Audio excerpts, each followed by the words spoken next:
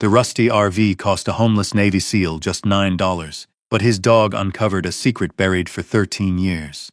Homeless at 59, a Navy SEAL spent his last $9 on a rusty RV. His dog found what they hid inside. The October storm hammered the Montana mountains as Grant Holloway and his retired military K-9, Shadow, wandered with nowhere left to go. One desperate purchase bought them shelter for the night.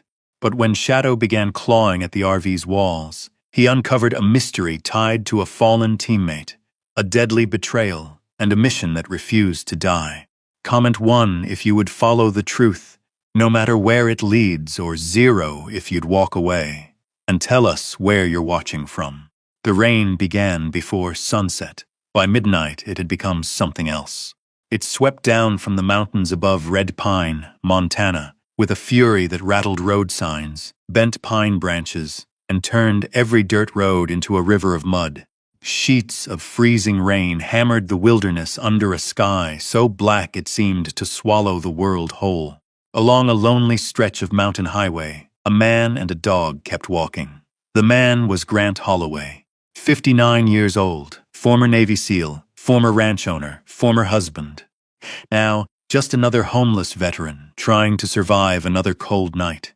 Water streamed down the shoulders of his worn canvas jacket. His gray hair clung to his forehead. His boots were soaked through. Every step sent cold water squishing between his toes. Beside him walked Shadow. The retired military K-9 moved silently through the storm.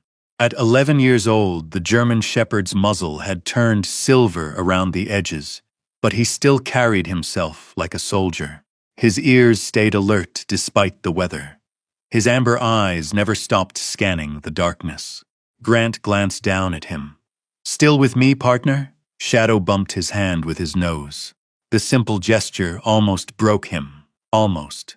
But Grant Holloway had spent most of his life refusing to break. The storm wasn't what hurt. The silence did, because silence left room for memories, and memories were harder to survive than rain.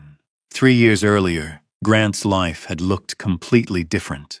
He and his wife Claire had owned a small ranch outside Red Pine. Nothing fancy, a few horses, a weathered red barn, 40 acres of rolling land bordered by pine forest. It had been enough. More than enough. Then the diagnosis came. Stage 4 cancer. The words had landed harder than any enemy bullet Grant had ever faced. For 2 years they fought.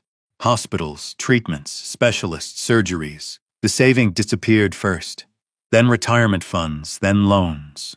Then the ranch itself. Grant sold everything without hesitation. Land could be replaced. Claire couldn't. But in the end, none of it mattered. She died on a quiet Sunday morning while holding his hand.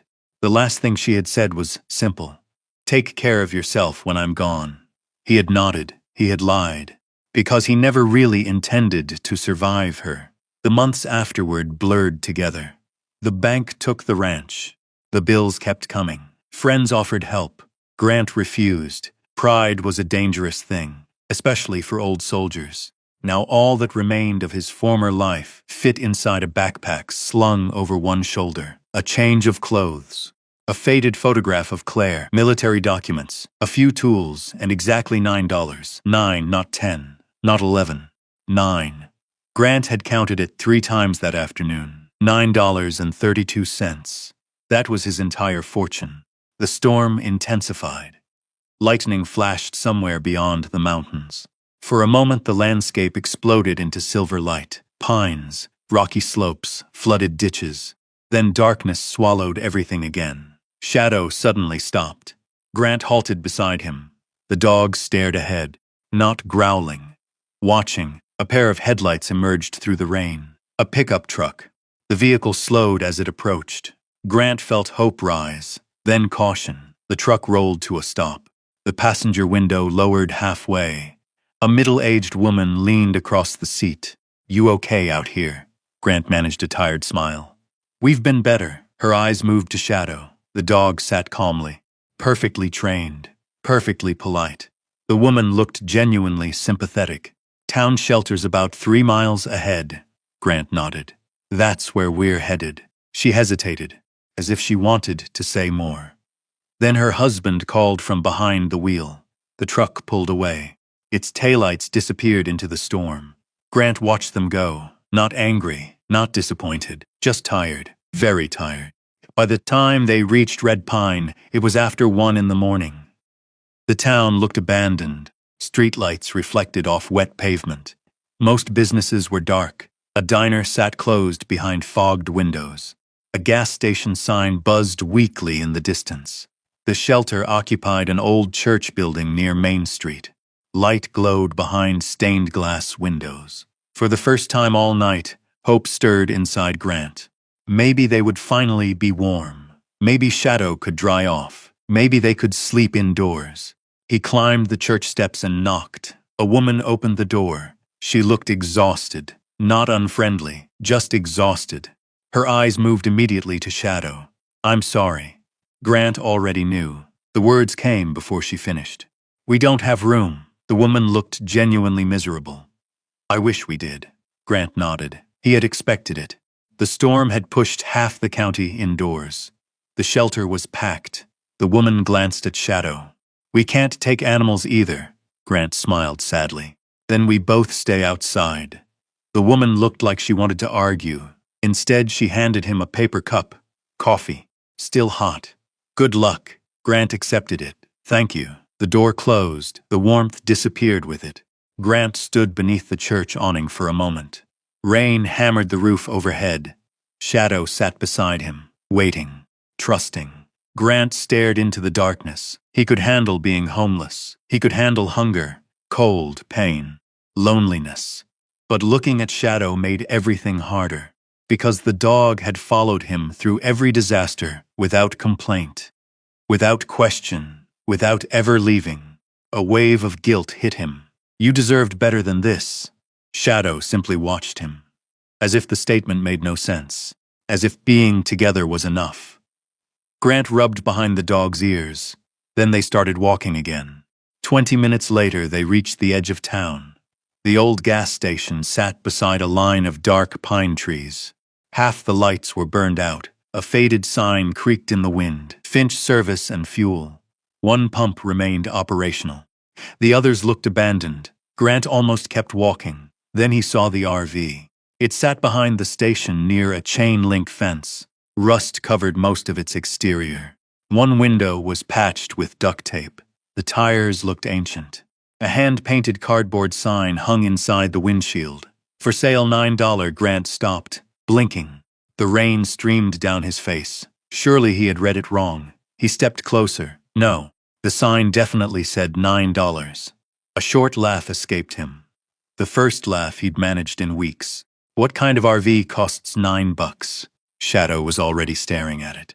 Something about the old vehicle seemed to hold the dog's attention. Grant shook his head. Then a voice spoke behind him. "Depends who's buying."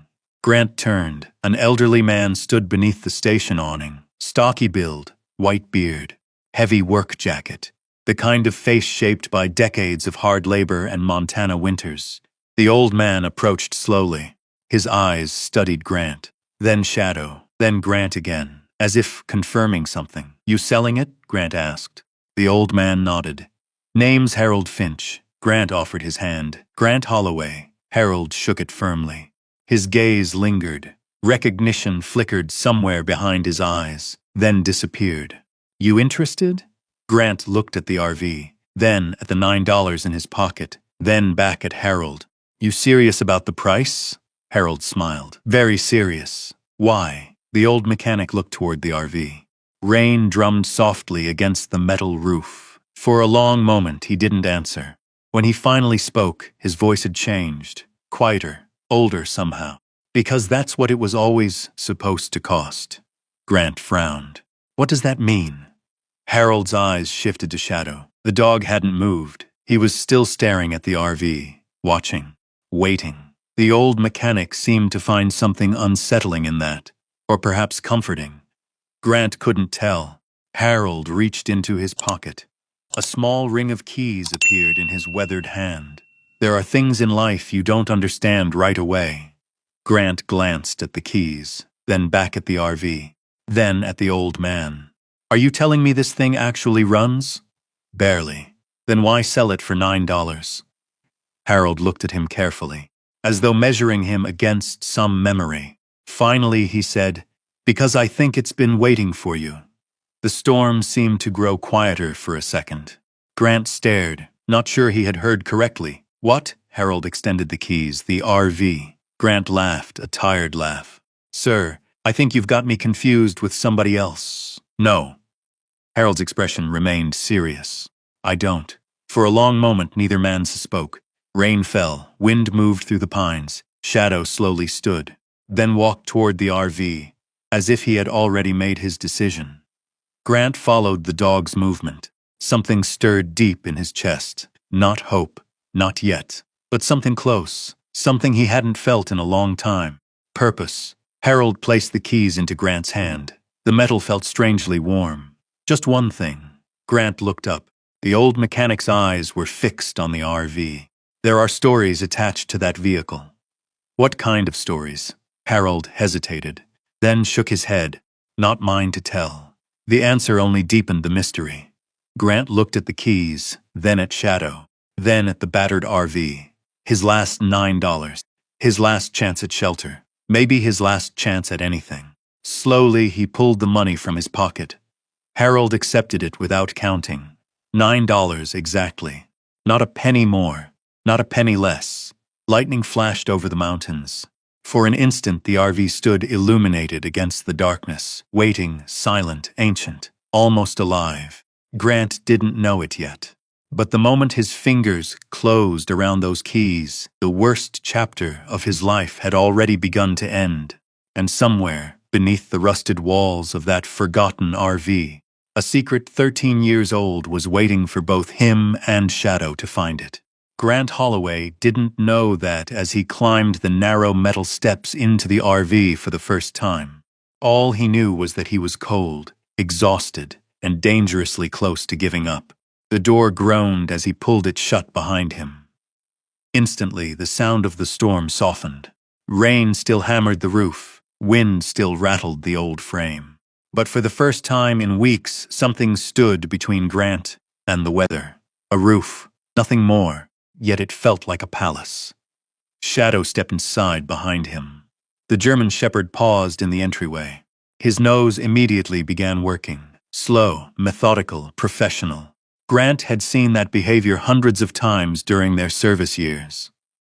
The dog wasn't exploring, he was searching. The RV smelled of old wood, dust, faded upholstery, and decades of memories. A narrow dinette occupied one side. A tiny kitchenette lined the other. Beyond that stretched a short hallway leading toward the rear sleeping area. Everything looked frozen in time, like someone had stepped away years ago and never returned. Grant dropped his backpack onto one of the bench seats. The cushions released a cloud of dust. He laughed softly.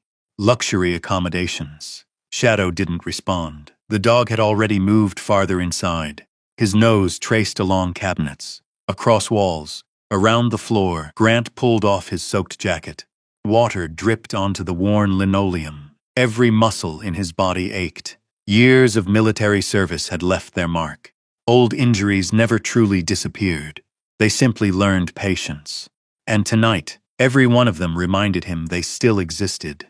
His shoulder hurt. His left knee burned. His lower back felt like someone had driven a railroad spike through it. He sat heavily on the dinette bench. For a moment, he simply listened. Rain, wind, the occasional creak of the RV settling, then something else, scratching. Grant looked up. Shadow stood at the far end of the RV. Near the rear wall, the dog scratched once, then again, then lowered his nose against the paneling. Grant frowned. "What are you doing?" Shadow ignored him. "Scratch, scratch, scratch." The behavior continued for nearly a minute. Finally, Grant stood and walked back. The wall appeared ordinary.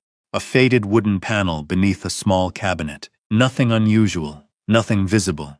Shadow pressed his nose against it again, whined softly, then scratched once more. Grant crouched beside him. "You smell mice?" The dog's ears twitched, but he kept staring at the wall. Grant knocked against the panel, solid. Nothing hollow, nothing obvious. Eventually he stood. Whatever it is, it'll still be there tomorrow. Shadow looked unconvinced, but followed him back toward the front. That night, Grant found a blanket folded inside an overhead compartment. Old, worn, still usable. He spread it across one of the bench seats. It wasn't comfortable, but comfort wasn't something he expected anymore. Outside, the storm continued raging. Inside, the RV rocked gently beneath each gust of wind. Shadow settled on the floor beside him. For the first time in days, Grant closed his eyes. Sleep came quickly, too quickly, and with it came the dreams. The desert appeared first, always the desert. Endless heat, endless sand, the smell of smoke. Gunfire cracking across the darkness. Men shouting, a helicopter circling overhead. Grant was younger there, stronger, moving through dust-choked streets with a rifle in his hands. Then came the explosion. It always came, the flash, the sound, the scream, someone yelling his name, then silence. Grant bolted upright, gasping. Sweat covered his face despite the cold. His heart hammered against his ribs. For one terrifying second, he didn't know where he was. Not Montana, not the RV, not the present. Then a warm nose touched his hand. Shadow, the dog, stood beside him, eyes alert, tail still, waiting, grounding him. Pulling him back, the nightmare dissolved. Grant exhaled shakily. Good boy. Shadow climbed halfway onto the bench and leaned his weight against him. Not playful, protective, the way he'd done dozens of times before. Grant wrapped one arm around the dog's neck. Outside, thunder rolled through the mountains. Inside, neither of them slept for a while. Morning arrived, gray and cold. The storm had moved east. Mist drifted between the pines. The world smelled freshly washed. Grant stepped outside, carrying an empty coffee can he'd found under the sink. The gas station looked even older in daylight. Harold Finch was already awake. The old mechanic sat in a folding chair near one of the pumps, drinking coffee from a thermos. He nodded as Grant approached. Morning. Morning. Harold glanced toward the RV. Still standing? Barely. A smile tugged at the old man's beard. That's an improvement. Grant accepted a cup of coffee. The warmth felt miraculous. For a few minutes, neither man spoke. They simply watched fog drift through the trees. Finally, Harold asked, "You military?" Grant nodded. "Navy." The old mechanic studied him. "SEAL?" Grant looked surprised. "How'd you know?" Harold pointed toward Shadow. "Dog told me." Grant laughed. "Didn't realize he talked." "He doesn't." Harold sipped his coffee. "But military dogs carry themselves different." Grant looked toward the RV. Shadow sat inside the doorway watching them. Always watching, always alert. The old mechanic seemed strangely interested in him. Not fearful, not curious.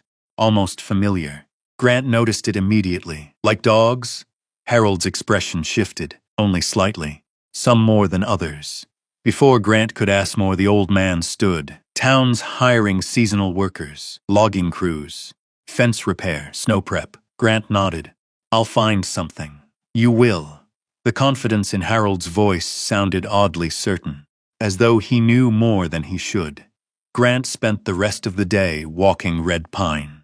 The town sat nestled between mountains and dense forests, a beautiful place, especially if you belonged there.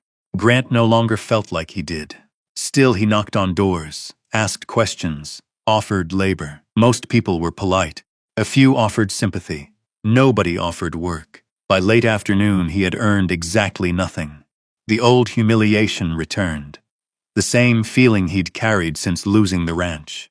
A man who had spent decades protecting others now couldn't even provide for himself. The thought followed him all the way back to the RV. When he arrived, Shadow was waiting in the doorway. The dog's tail thumped once, just once. Enough. Grant smiled despite himself. At least somebody's happy to see me. Inside, the RV felt slightly more like home. Not much, just enough. He spent the evening cleaning, dusting cabinets, wiping surfaces, throwing away broken junk. It felt good to have something to do, something useful. Then he noticed Shadow was gone. Not outside, inside. At the back, again. The dog stood facing the same wall, nose pressed against the panel, completely focused. Grant sighed. Seriously scratched. Once. twice, then looked back at him, not playfully, expectantly, as if trying to communicate something important. Grant walked over, examined the wall again. Nothing. No seams. No markings, no openings, just old wood. He ran his fingers across the surface. The panel felt slightly smoother in one area, but that could mean anything, or nothing, still. Something about Shadow's persistence bothered him. Military dogs weren't random creatures. They followed patterns. They trusted scent, and Shadow had never behaved like this before. Not once. The dog whined softly. Grant stared at the wall, then at Shadow, then back again. A strange feeling settled over him. Not fear, not exactly. More like anticipation, as though the RV were holding its breath, waiting. That night he dreamed again. But this time the dream was different. No explosions, no gunfire, only a voice, a familiar voice. A man laughing somewhere just beyond reach. Grant couldn't see his face, couldn't make out the words, but he knew the voice. And when he woke before dawn, he found Shadow sitting beside the rear wall once more, watching it, waiting for something or someone. Outside, the first light of morning touched the mountains. Inside the RV, Grant stared at the old paneling. For the first time, he wasn't entirely sure Shadow was wrong. And for the first time since buying the RV, he found himself wondering a question he couldn't explain. What if the dog wasn't trying to get in? What if he was trying to show him something hidden behind it? The thought followed Grant Holloway throughout the entire morning. It stayed with him while he brewed coffee on the RV's tiny stove. It stayed with him while he walked into town looking for work. And it stayed with him while Shadow trotted beside him through the cold October air, beneath skies the color of steel. The mountains surrounding Red Pine seemed closer today, darker. Their snow-covered peaks disappeared into low clouds that moved like ghosts across the ridges. Grant had spent enough years in dangerous places to trust his instincts. Something felt different now. Not dangerous. Not yet, but different. The old RV no longer felt like a random shelter he had stumbled upon during a storm. It felt intentional. That bothered him. People like Grant believed in preparation, planning cause and effect. Not fate, not destiny, certainly not old motor homes waiting 13 years for homeless veterans. Yet Harold Finch's words continued echoing inside his mind. It's been waiting for you. Grant didn't like mysteries, especially personal ones. By noon, he finally caught a break. A rancher named Pete Lawson hired him to repair storm damage along a stretch of fencing north of town. The pay wasn't much, but it was honest work. The kind Grant understood. The kind that kept his hands busy and his thoughts quiet. For 6 hours he replaced posts, stretched wire, cleared fallen branches. Shadow stayed nearby the entire time. Watching cattle, watching roads, watching everything. Old habits never left military dogs. By sunset, Grant had earned $40. The money felt heavier than it should have. Not because of the amount. Because it represented something he hadn't felt in months. Dignity. As he drove the final staple into the fence, Pete handed him the cash. You do good work. Grant nodded. Thank you. You need more next week? I do, Pete smiled. You got it. The simple conversation warmed him more than the money. People hadn't looked at him like a useful man in a long time. Most saw grief, homelessness, age. Very few still saw value. The sun was dropping behind the mountains when Grant and Shadow returned to the RV. The pine forest surrounding Harold's gas station glowed gold beneath the last light of day. For a few minutes, the world looked beautiful again. Then Shadow jumped from the truck bed and immediately headed toward the rear of the RV. Grant sighed. Back to work, huh? The dog disappeared inside. Moments later came the familiar sound. Scratch, scratch, scratch. Grant laughed despite himself. You are stubborn, the scratching continued. Unrelenting, focused, determined. Exactly like the dog himself. Eventually, Grant climbed inside, carrying a flashlight and a small toolbox he had found beneath one of the RV seats. If Shadow wanted him to investigate, fine. He would investigate. The rear wall stood exactly as it had before. Faded paneling, a narrow overhead cabinet. Nothing unusual, nothing obvious. Grant ran the flashlight beam across every inch of it. The light revealed scratches, dust, water stains. Years of neglect. Then something else. A tiny difference in color, barely noticeable. A section of wood slightly darker than the surrounding panel. Grant leaned closer. Interesting. He traced his fingers along the edge. The seam felt different. Not much, just enough. Shadow immediately stood. His tail stiffened, his ears rose. The dog's entire posture changed. Grant felt his pulse quicken. Slowly, he reached for a screwdriver. The screws securing the small overhead cabinet looked newer than the others. Not new, just newer, as if someone had removed them years ago and then carefully put them back. Grant began unscrewing them one by one. The cabinet door creaked open. Inside sat a collection of forgotten junk. Old maps, broken sunglasses, rusty batteries, nothing special, at first. Then Grant noticed something tucked into the far corner, hidden behind a loose section of wood, a small metal object. His hand froze. Slowly he reached inside, pulled it free and stared. For several seconds he couldn't breathe. The challenge coin rested in his palm, heavy, worn, familiar. A silver Navy SEAL challenge coin. Its edges had been rubbed smooth by years of handling.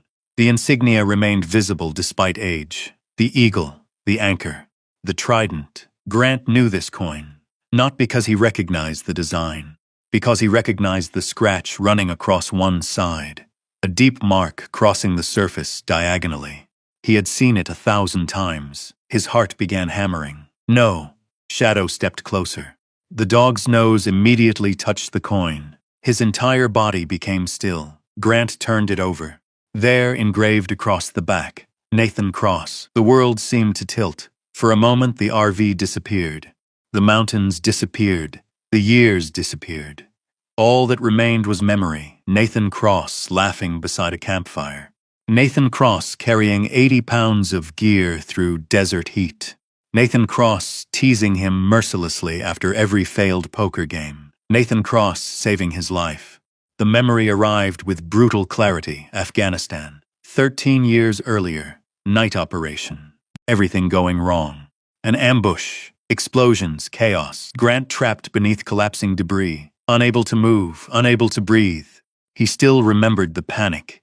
The certainty that he would die there. Then Nathan appeared. Ignoring enemy fire. Ignoring orders to pull back. Ignoring everything except his teammate. Nathan had dragged him out. Carried him. Protected him. Saved him. Months later, Nathan himself had vanished during another mission. Officially killed. Officially buried. Officially gone. Grant had stood beside the grave. He had folded the flag. He had mourned his friend. Now he was holding Nathan's coin inside an RV purchased for $9. His hands trembled.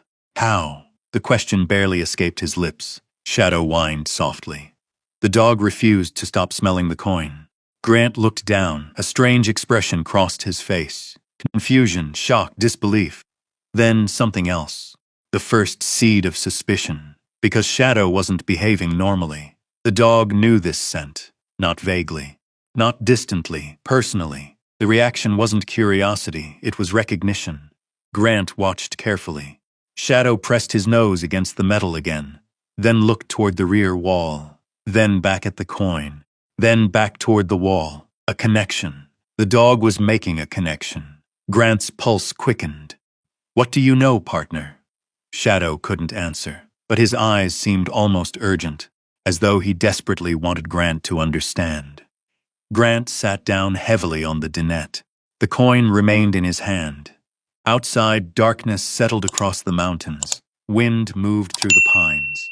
Inside the RV, the silence felt enormous. Nathan Cross. The name alone carried 1,000 memories, 1,000 questions, and now one impossible mystery. Why would Nathan's coin be hidden here? Grant examined the cabinet again. Carefully, patiently. Military training returned automatically. Search every corner, every seam, every possibility. After another 20 minutes, he found something else. Not another coin. A folded scrap of paper, yellowed with age, no writing, no message, Just a small handwritten number. Nothing more. Grant stared at it. What the hell does that mean? No answer came. Only the sound of wind against the RV. Hours later, he still couldn't sleep. The coin sat on the table beside him. Shadow remained awake too, watching, waiting. Near midnight, Grant finally stood. The restlessness had become unbearable. He grabbed his jacket, the coin, and his flashlight, then stepped outside. Harold Finch's service bay remained lit. The old mechanic was working beneath the hood of an ancient pickup truck. The rhythmic clink of tools echoed through the night. Harold looked up as Grant approached. Immediately, his eyes dropped to the object in Grant's hand, the challenge coin. For the first time since meeting him, the old man's face lost all expression. Silence stretched between them. Grant stopped 6 feet away. Rainwater dripped from the edge of the service bay roof. The smell of oil filled the air. Slowly, Grant held up the coin. Harold stared at it. Neither man spoke. Finally, Grant broke the silence. "You know who this belonged to." It wasn't a question. Harold's jaw tightened. The old mechanic looked older suddenly. Much older. Like a man carrying weight he'd been holding for years, maybe decades. The seconds ticked by. Then Harold quietly removed his cap, ran one weathered hand through his white hair, and looked directly into Grant's eyes. When he finally spoke, his voice was barely above a whisper. "Yeah." Grant's heart pounded. The old mechanic swallowed, then said the name that changed everything. His name was Nathan Cross. A cold chill traveled through Grant's chest, because Harold hadn't asked to see the engraving. He hadn't examined the coin. He had known instantly, which meant one thing.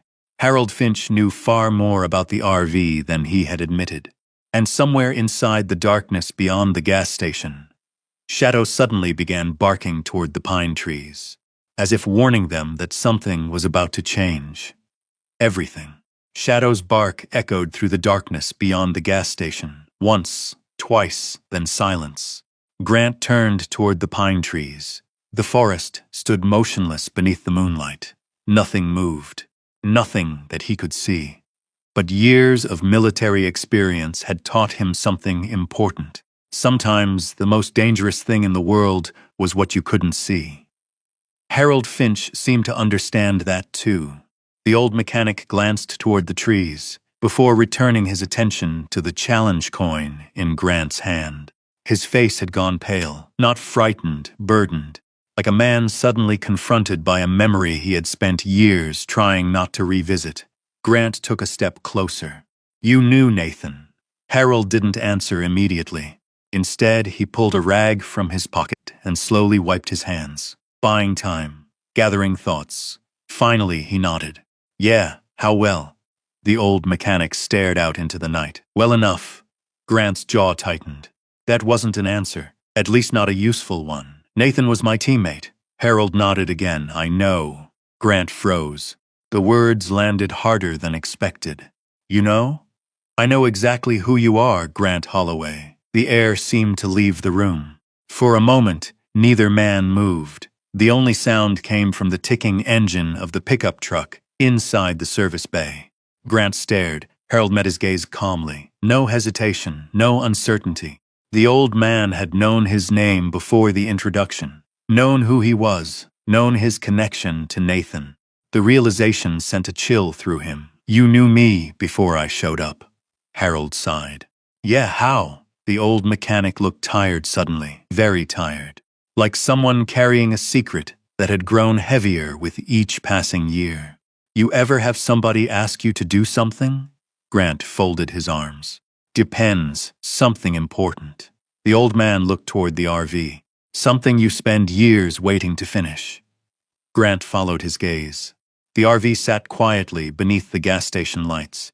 Its rusted frame gleamed silver beneath the moon. Harold shook his head. "Not tonight." "What?" "Not tonight." Frustration rose inside Grant. Nathan's coin was hidden inside that RV. "I know. You knew. I did." "You know why?" Harold hesitated, then slowly shook his head. "No." The answer surprised Grant, because it sounded honest. The old man wasn't lying. He genuinely didn't know. Or at least not everything. Harold rubbed his jaw. Listen to me carefully. Grant waited. Nathan wasn't the kind of man who explained things. A sad smile crossed the mechanic's face. He'd tell you enough to keep moving, never enough to see the whole map. The description felt painfully accurate.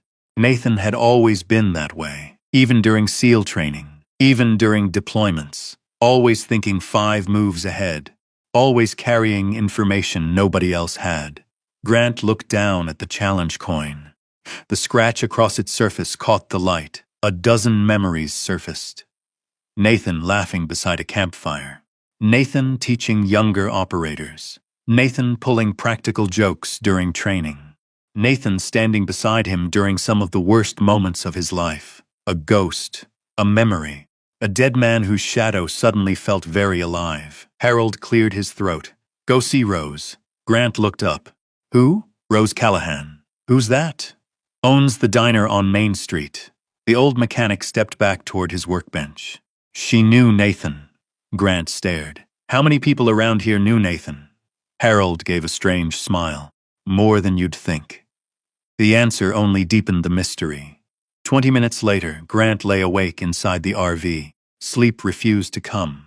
Shadow remained near the rear wall, watching, waiting. The challenge coin sat on the table between them. Moonlight spilled through the patched window and illuminated the scratched metal. Grant studied it. Something wasn't right. Nathan had supposedly died 13 years ago.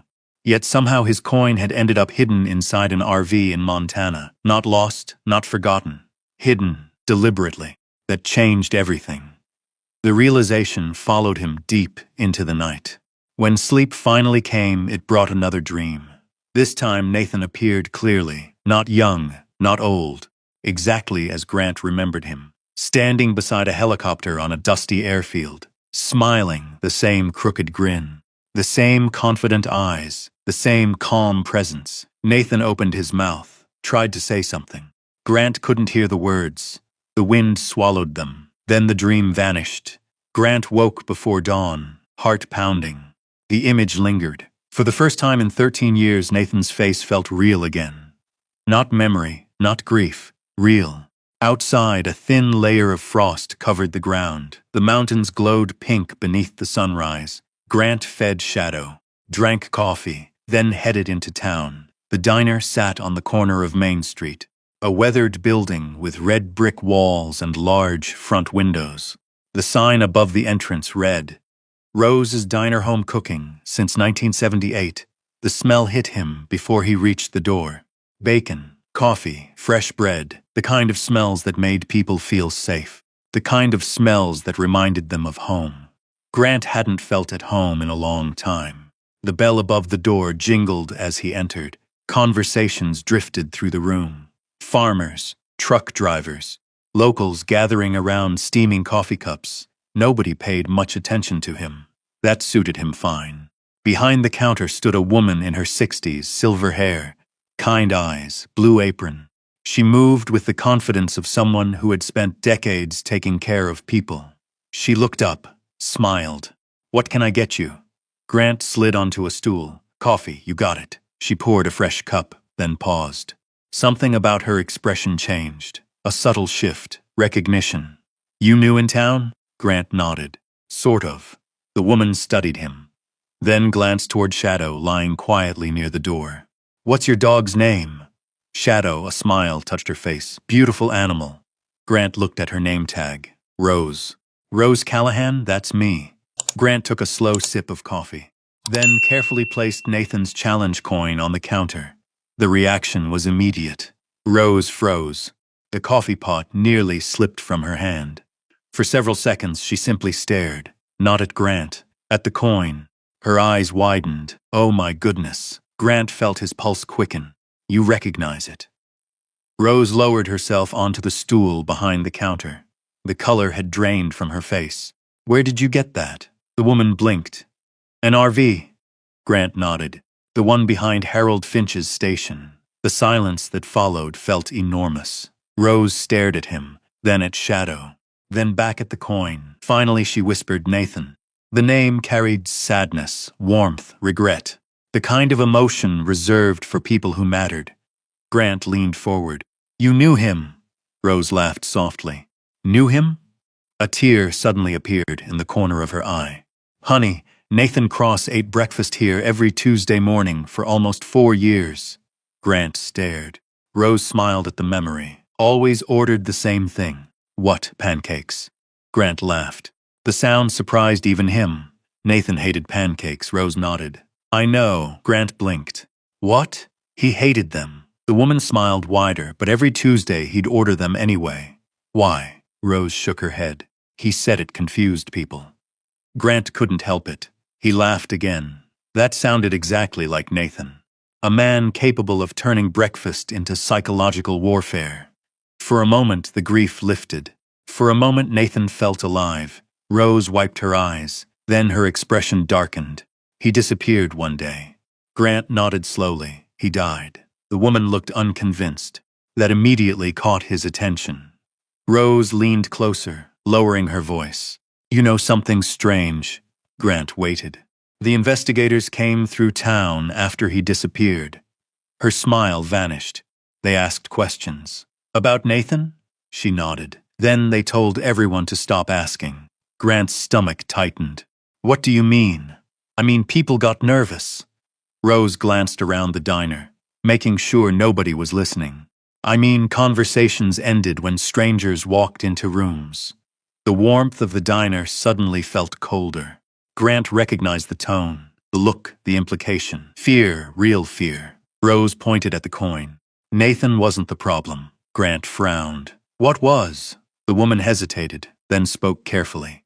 The people looking for him. The words settled heavily between them.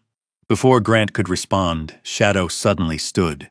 The dog's ears locked forward. His body became rigid, alert, focused. Grant turned. Through the front window he saw it.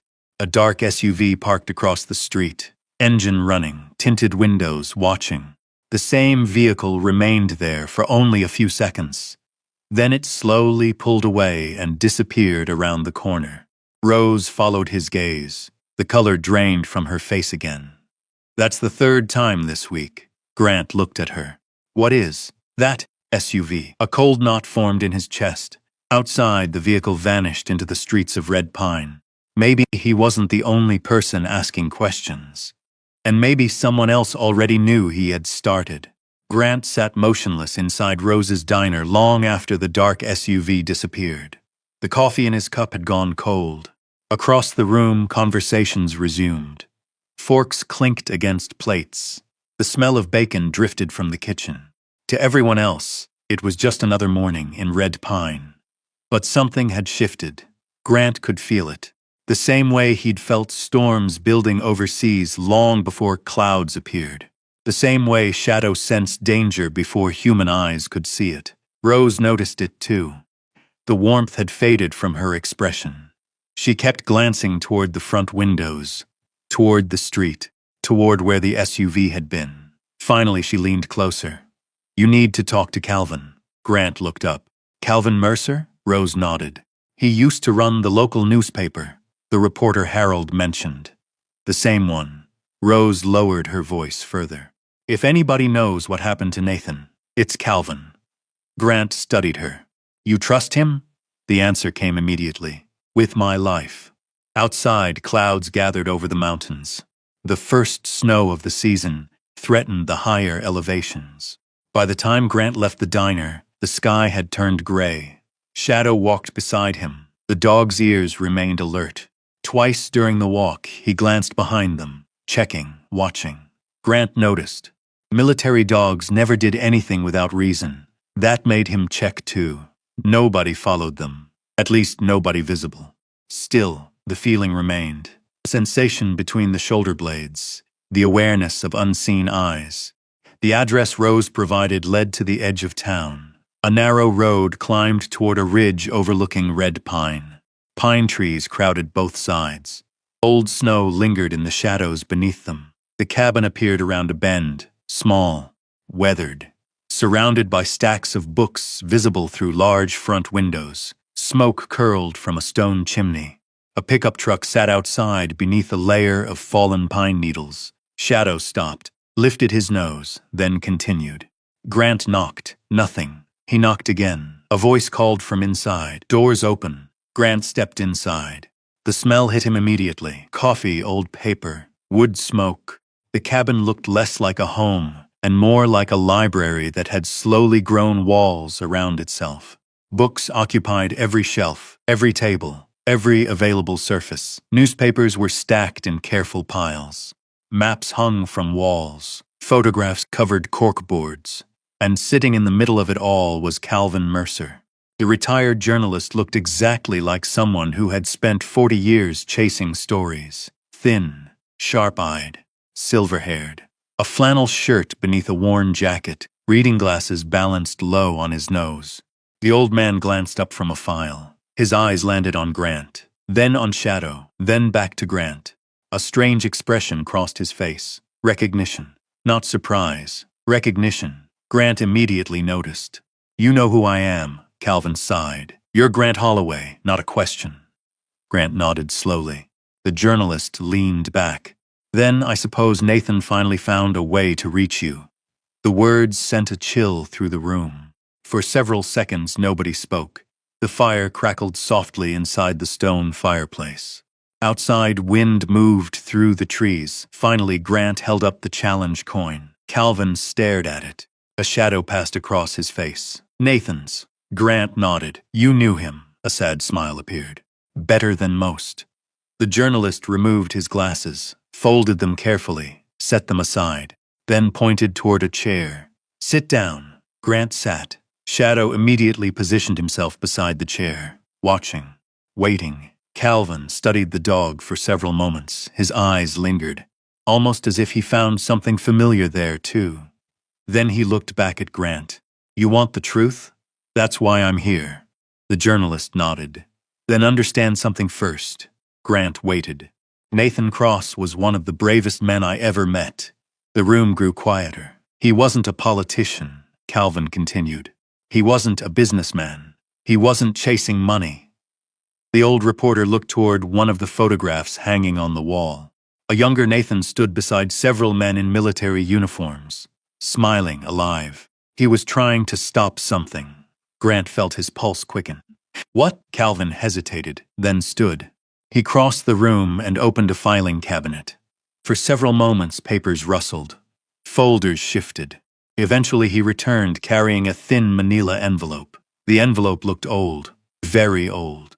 The journalist placed it on the table, carefully, like something fragile. "What is this?" Calvin opened it. Inside were photocopies, reports, photographs, news clippings. Grant picked up the first page. His eyes moved across the text, then stopped.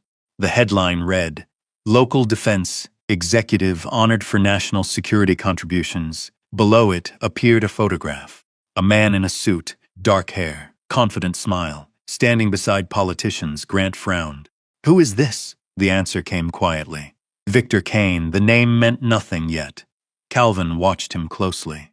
Nathan spent the final year of his life investigating Victor Kane. Grant looked up. "Why?" The journalist laughed without humor. "Because Nathan believed Kane was selling military technology through channels it should never have entered." The words hung in the air. Grant looked back down. More reports, more photographs, more names, more questions. Did he prove it? Calvin's expression darkened. He was getting close. A knot formed in Grant's stomach. The old journalist folded his hands. Then he disappeared. The cabin suddenly felt colder. Outside, snowflakes began drifting past the windows, slow, silent, beautiful. Grant barely noticed. "What happened?" Calvin sighed. "Officially?" Grant nodded. "Officially, Nathan died during a classified operation." Grant stared. "That's what happened." The journalist shook his head. "No." Silence. Grant felt his heart begin pounding. Calvin leaned forward. "What I'm about to tell you never made sense." The old reporter pointed toward a photograph. Nathan, military uniform, standing beside a helicopter. "The day they announced his death, I started asking questions." Grant listened carefully. The answers kept changing. The journalist's voice grew quieter. One report said there had been an explosion. Another said a crash. A third said combat casualties. Grant frowned. That's impossible, exactly. Calvin tapped the table. Nothing matched. The fire crackled behind them. Shadow lifted his head. The dog seemed unusually attentive, as if he understood the importance of the conversation. Calvin opened another folder. Inside sat copies of military records, highlighted sections, notes scribbled in margins. Evidence collected over years. Grant stared. The old reporter pointed toward one page. This is where things became interesting. Grant read. His eyes narrowed. The record described personal effects recovered after Nathan's death. A watch, dog tags, a wallet, a challenge coin. Grant froze. His gaze moved back to the coin sitting on the table. Nathan's challenge coin. The one that should have been recovered. The one now sitting inside a Montana RV. The realization hit like a hammer. Calvin watched him reach the conclusion. Slowly, painfully. The old journalist nodded. Now you're asking the right question. Grant looked up. The coin should have been gone. Exactly. Neither man spoke. Outside, snow continued falling. Inside, a terrible possibility began taking shape. If the official reports were wrong about the coin, what else were they wrong about? Calvin stood, walked to the window, looked out across Red Pine. When he spoke again, his voice sounded older, heavier. 12 years ago, I tried publishing what I found. Grant looked up. What happened? The journalist laughed. A bitter sound. The story disappeared. Grant felt his stomach tighten. What do you mean disappeared? I mean my editor received phone calls. The old man turned around. Then lawyers appeared. Then federal officials appeared. And suddenly nobody wanted to print anything. The cabin fell silent.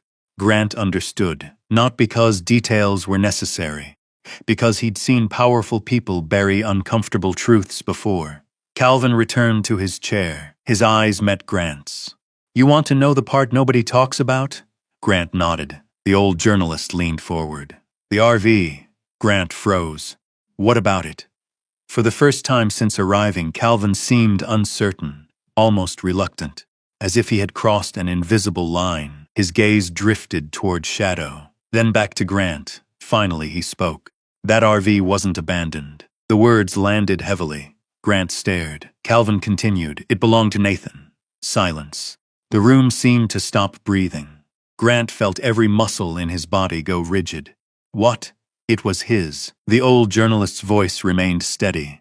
He bought it years before he disappeared. Grant's mind raced. The RV, Nathan's coin, Harold Finch. The strange warning. Everything suddenly connected, or at least began to. Shadow stood abruptly. A low growl rumbled from deep within his chest. Grant turned. The dog wasn't looking at anyone inside the cabin. He was staring through the front window, toward the road below. Grant followed his gaze, far down the ridge, partially hidden by falling snow. A dark SUV sat parked among the trees, motionless, watching. And this time there was no doubt. It wasn't passing through. It was waiting. For someone, or something. And as Calvin Mercer stared at the vehicle, the color slowly drained from his face. Because he recognized it too. For several seconds, nobody spoke. Snow drifted past the cabin windows in slow white spirals. The dark SUV remained parked among the trees below, silent, motionless, watching. Grant turned toward Calvin. You know them. It wasn't a question. The retired journalist nodded once, slowly, reluctantly.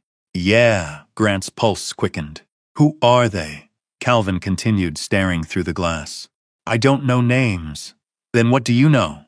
The old man took a long breath. The first time I saw that SUV was 11 years ago. Grant felt every muscle tighten.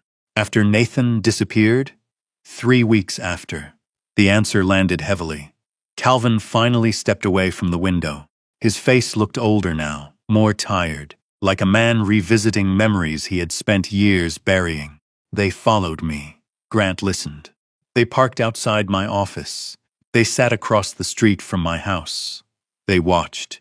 The cabin seemed smaller suddenly. The fire crackled softly. Shadow's low growl continued. The dog never took his eyes off the vehicle. Calvin shook his head. Eventually they stopped. Why? The old reporter laughed without humor. Because I stopped asking questions. Silence settled over the room. Grant understood exactly what that meant. Calvin had been intimidated. Not through threats, not through violence, something more effective. Fear. The kind that lingered, the kind that lasted years. Grant looked toward the SUV again. The windows were too dark to see inside, but he could feel it. Someone was there, watching, waiting, studying. The same way predators studied prey. The realization angered him, not because he was afraid, because someone thought he should be. That never sat well with men like Grant Holloway. Finally, Calvin spoke again. You need to leave. Grant looked at him. What? Right now? The journalist pointed toward the road. Go back to town. Grant frowned. I'm not finished, you are for today. Calvin's voice grew firmer. If they're watching, they already know too much. The old reporter gathered the folders from the table, returning them to the cabinet, locking it, ending the conversation, at least for now. Grant stood. Shadow immediately moved beside him. Calvin walked them to the door. Before Grant stepped outside, the journalist placed one hand on his shoulder. There was genuine concern in his eyes. The concern of a man who understood the danger better than he wanted to explain. Grant, yeah? If Nathan hid something, the old man hesitated, then continued. Don't assume you've found it yet. The words lingered. Grant nodded, then stepped into the falling snow. The SUV was gone. Only fresh tire tracks remained on the road below. By the time Grant returned to Harold Finch's gas station, dusk had settled across the mountains. The storm had strengthened. Wind pushed snow across the highway in long white sheets. The pine forest swayed beneath darkening skies. Harold stood beneath the service bay awning, drinking coffee. He spotted Grant immediately, then noticed the expression on his face. Calvin tell you? Grant walked closer. He told me the RV belonged to Nathan. The old mechanic nodded. No surprise, no denial, just confirmation. Grant stopped beneath the awning. Snowflakes melted across his jacket. Why didn't you tell me? Harold looked toward the RV. Its rusted silhouette sat at the edge of the lot, waiting, just as it had for 13 years, because it wasn't my story to tell. Grant stared. The answer frustrated him. Yet somehow he understood. Harold had been protecting something, or someone, for a very long time. The mechanic sighed. Nathan gave me instructions. What instructions? Harold smiled sadly. The fewer questions I answered, the better.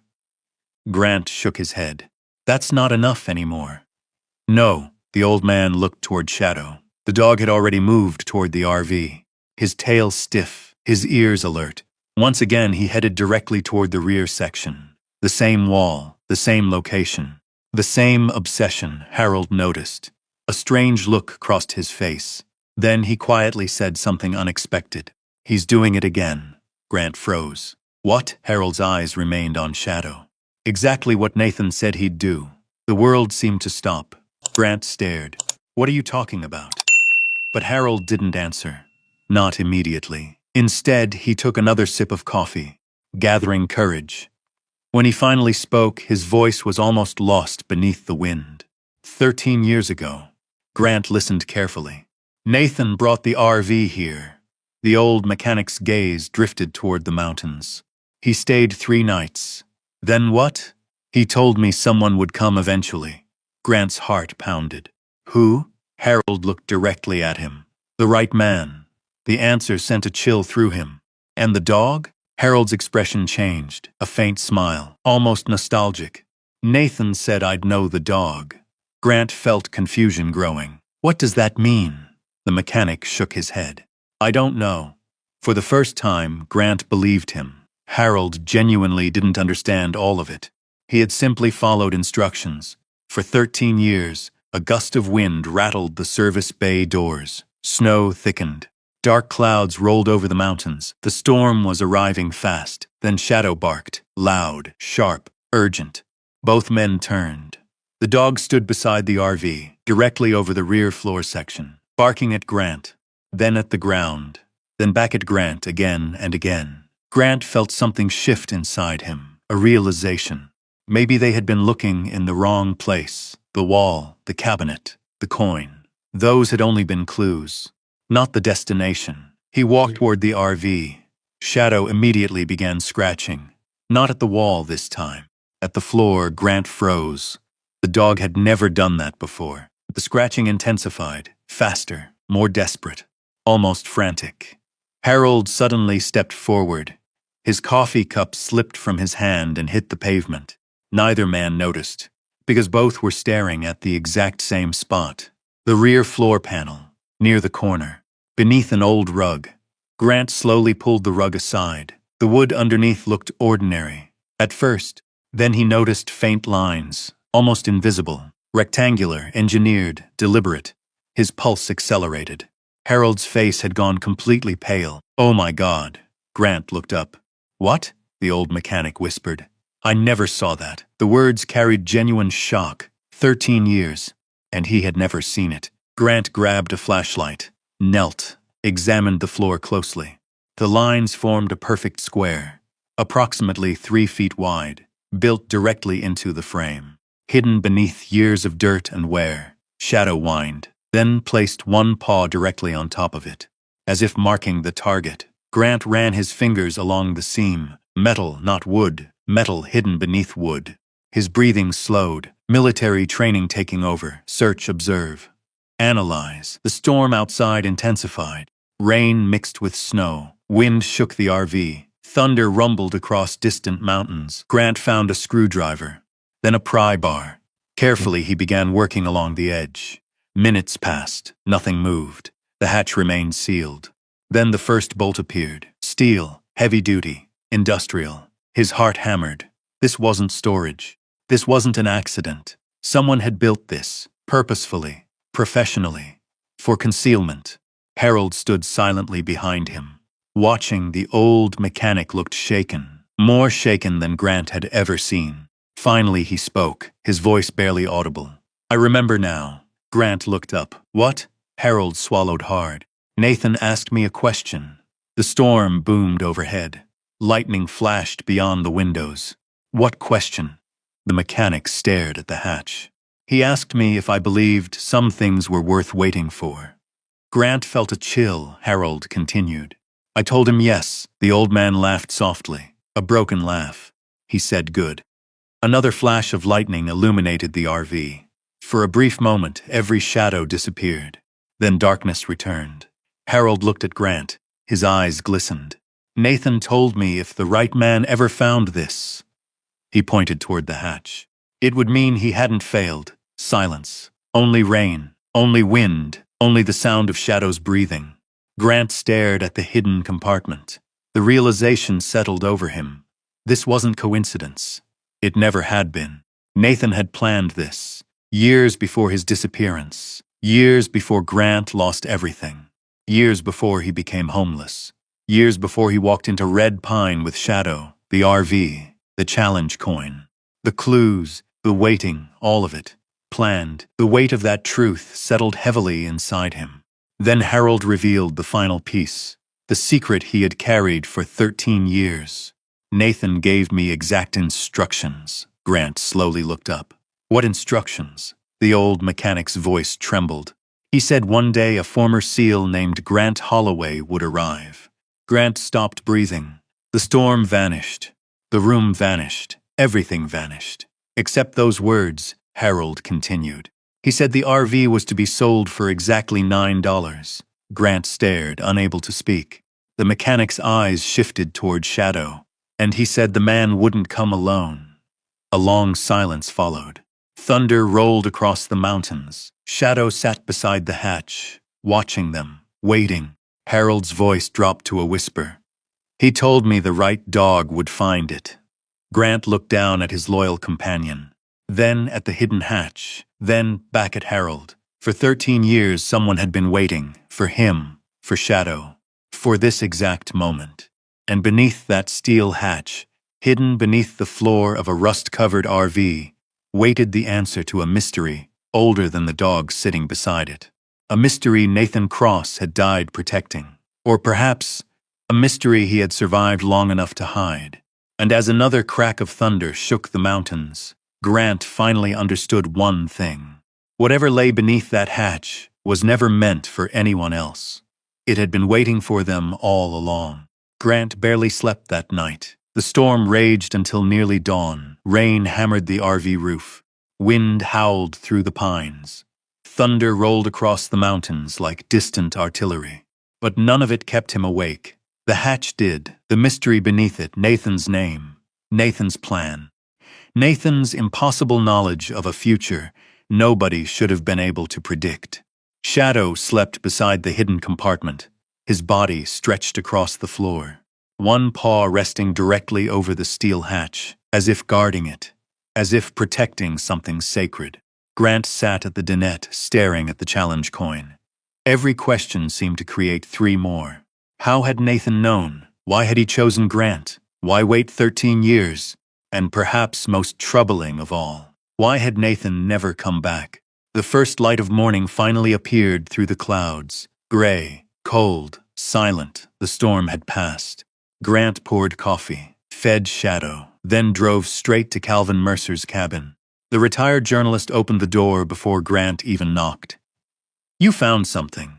It wasn't a question. Grant nodded. Calvin immediately stepped aside. "Come in." The cabin felt warmer than before. The smell of coffee filled the air. Snow covered the ridge outside. Fresh white powder blanketed the mountains. For a few moments, neither man spoke. Grant simply sat down and placed Nathan's challenge coin on the table. Then he told Calvin everything. The hidden hatch, Harold's confession, the instructions from 13 years ago, the exact $9 price, the mention of Grant by name, the mention of Shadow. When he finished, Calvin looked stunned, not skeptical, not doubtful, stunned. The old journalist leaned back in his chair. "My God," Grant rubbed his face. "That's what I said." Calvin stared at the coin, then at the snow falling outside, then finally at Grant. "I think we're asking the wrong question." Grant frowned. "What do you mean?" "We keep asking what Nathan hid." The journalist folded his hands. "Maybe we should be asking why he hid it." Silence. Grant considered that. It made sense. The answer mattered. Maybe more than whatever waited beneath the hatch. Calvin stood and crossed the room toward a filing cabinet. This time he removed a thicker folder, one marked with a faded handwritten label, Cross. The sight alone made Grant's pulse quicken. Calvin opened it carefully. The papers inside looked old, yellowed, handled countless times. Research, notes, copies of reports, years of investigation. The journalist pulled out a photograph. He slid it across the table. Grant looked down, his breath caught. Nathan. The photograph showed Nathan standing beside a vehicle, smiling, healthy, alive. A date was written across the back, 8 months after his reported death. Grant stared, then looked up. Calvin nodded. Exactly. The room suddenly felt colder. Grant looked at the date again. 8 months, not days, not weeks. 8 months. The implications were staggering. "What is this?" The journalist sat down slowly. "One of the reasons I never believed the official story." Grant couldn't stop staring. Nathan looked older, tired, but alive, undeniably alive. No possibility of mistake, no possibility of confusion. It was him. Calvin pulled another photograph from the folder, then another, and another. Each one carried different dates, different locations, different timestamps, all after Nathan's reported death. Grant's heart pounded harder with every image. "What am I looking at?" The journalist's voice lowered. "The most dangerous evidence I've ever collected." The cabin fell silent. Outside, wind brushed against the snow-covered trees. The mountains seemed to hold their breath. Calvin pointed to one photograph. Nathan stood near a marina. Another showed him entering a warehouse. A third captured him walking through a parking lot. Always alone. Always looking over his shoulder, always moving. Grant felt something deep inside him begin to shift. Grief, certainty, memory. For 13 years he had mourned Nathan. For 13 years he had carried survivor's guilt. For 13 years he had believed his friend died overseas. Now those beliefs were cracking apart. "What happened?" Calvin sighed. I tracked Nathan for almost 6 months. Grant looked up sharply. You found him? No. The old journalist shook his head. I found traces. His finger tapped one photograph. Then suddenly they stopped. Grant understood. The trail ended. The same way all trails eventually ended. Questions without answers. Calvin stared into the fire. I always believed Nathan disappeared intentionally. The words hung heavily in the room. Grant remembered the hidden hatch, the instructions, the preparation, the planning. None of it felt random anymore. It felt deliberate, military, strategic. Nathan had vanished for a reason. The journalist opened another folder. This one thinner, more fragile. Inside sat a single document, an official military report. Calvin slid it forward. Grant read. Immediately something felt wrong. The language, the wording, the details, or rather, the lack of details.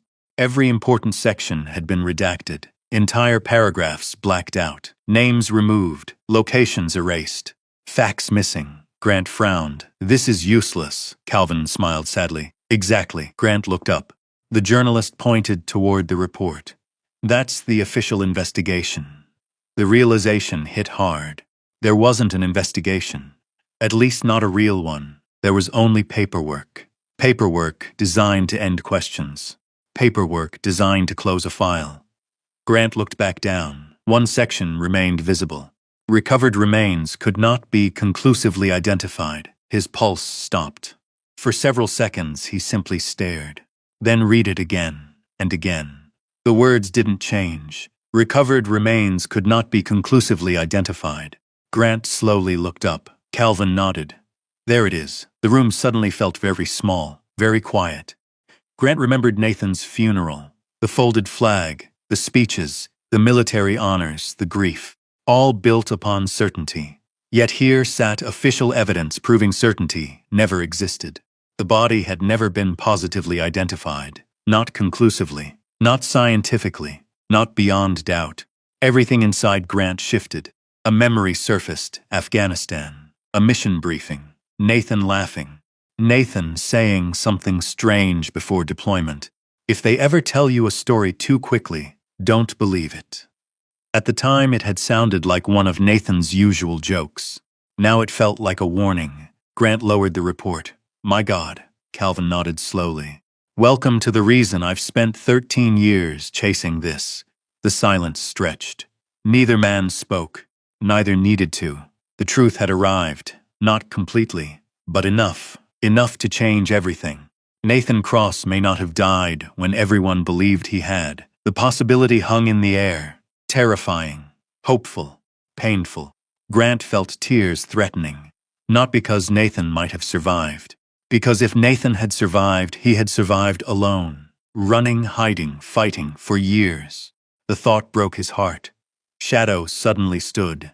The dog walked across the room, then rested his head against Grant's knee. The gesture was simple, familiar, comforting. Grant placed a hand on his partner's head. The old dog remained perfectly still, steady, present, the same way he always had been. Calvin watched them quietly, then said something unexpected. There's another reason I wanted to see Shadow. Grant looked up. What? The journalist hesitated. For the first time, genuine uncertainty appeared on his face. He seemed almost reluctant, as though speaking the thought aloud might somehow make it real. Finally, he stood, walked toward a bookshelf, removed a photograph and carried it back. Grant looked down. The image was old, faded, taken years earlier. Several military handlers stood beside working dogs, training exercise, military base, nothing unusual, until Grant saw the man kneeling beside one of the dogs, Nathan, a much younger Nathan, smiling. His arm wrapped around the shoulders of a black German shepherd. Grant froze. The dog looked familiar, very familiar, almost impossibly familiar. Calvin watched his reaction. Neither man spoke. The similarity was undeniable.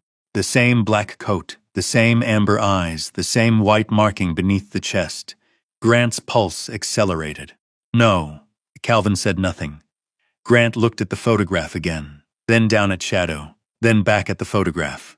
The old journalist slowly lowered himself into his chair. his expression troubled, thoughtful, concerned. "I don't know what it means." Grant couldn't look away. The dog in the photograph wasn't Shadow. It couldn't be. The dates didn't work. The years didn't fit. Yet somehow the resemblance felt almost impossible, like looking at a ghost, or an echo, or a clue waiting to be understood. Outside, snow continued falling across the mountains. Inside the cabin, another mystery had quietly appeared. And for the first time since finding Nathan's challenge coin, Grant realized something terrifying. The hidden hatch beneath the RV floor might not be the biggest secret Nathan left behind. Because if Nathan's death was a lie, then maybe other things they believed were true were lies too. And somewhere beyond Red Pine, beyond the snow-covered mountains, beyond 13 years of silence, the real story was still waiting to be found. Grant drove back toward town beneath a sky heavy with snow. The road wound through dense pine forests and frozen hillsides. White covered everything. The mountains, the fences, the rooftops. Even the river running through Red Pine looked half asleep beneath sheets of ice. Shadow sat beside him in the truck, quiet, watchful. Ever since seeing the photograph in Calvin Mercer's cabin, Grant had noticed something different about the old dog. Or maybe he was simply noticing things he had overlooked before. The way Shadow reacted whenever Nathan's name came up. The way he seemed drawn to certain objects, certain scents, certain places. It was impossible to ignore now. As they reached town, Grant stopped at Rose's diner. The warmth inside wrapped around him immediately. Coffee, fresh bread, bacon sizzling somewhere in the kitchen. The familiar comforts of ordinary life. Things that felt strangely precious lately. Rose looked up from behind the counter. One glance at Grant's face told her everything. "You learned something." Grant slid into a booth. Maybe too much. Rose brought coffee without asking. Shadow settled beneath the table. For a while, Grant simply sat there, watching snow fall outside, watching people live normal lives. A young couple laughing. An elderly rancher reading the paper. A waitress refilling cups. Simple things. The kind of things Nathan never got to have. The thought hurt more than expected. Rose sat across from him. What happened? Grant told her about the photographs, the military records, the evidence that Nathan had survived months beyond his official death. Rose listened quietly. When he finished, she stared out the window. A tear appeared in the corner of her eye. He used to sit right there. Grant followed her gaze. Corner booth, window seat.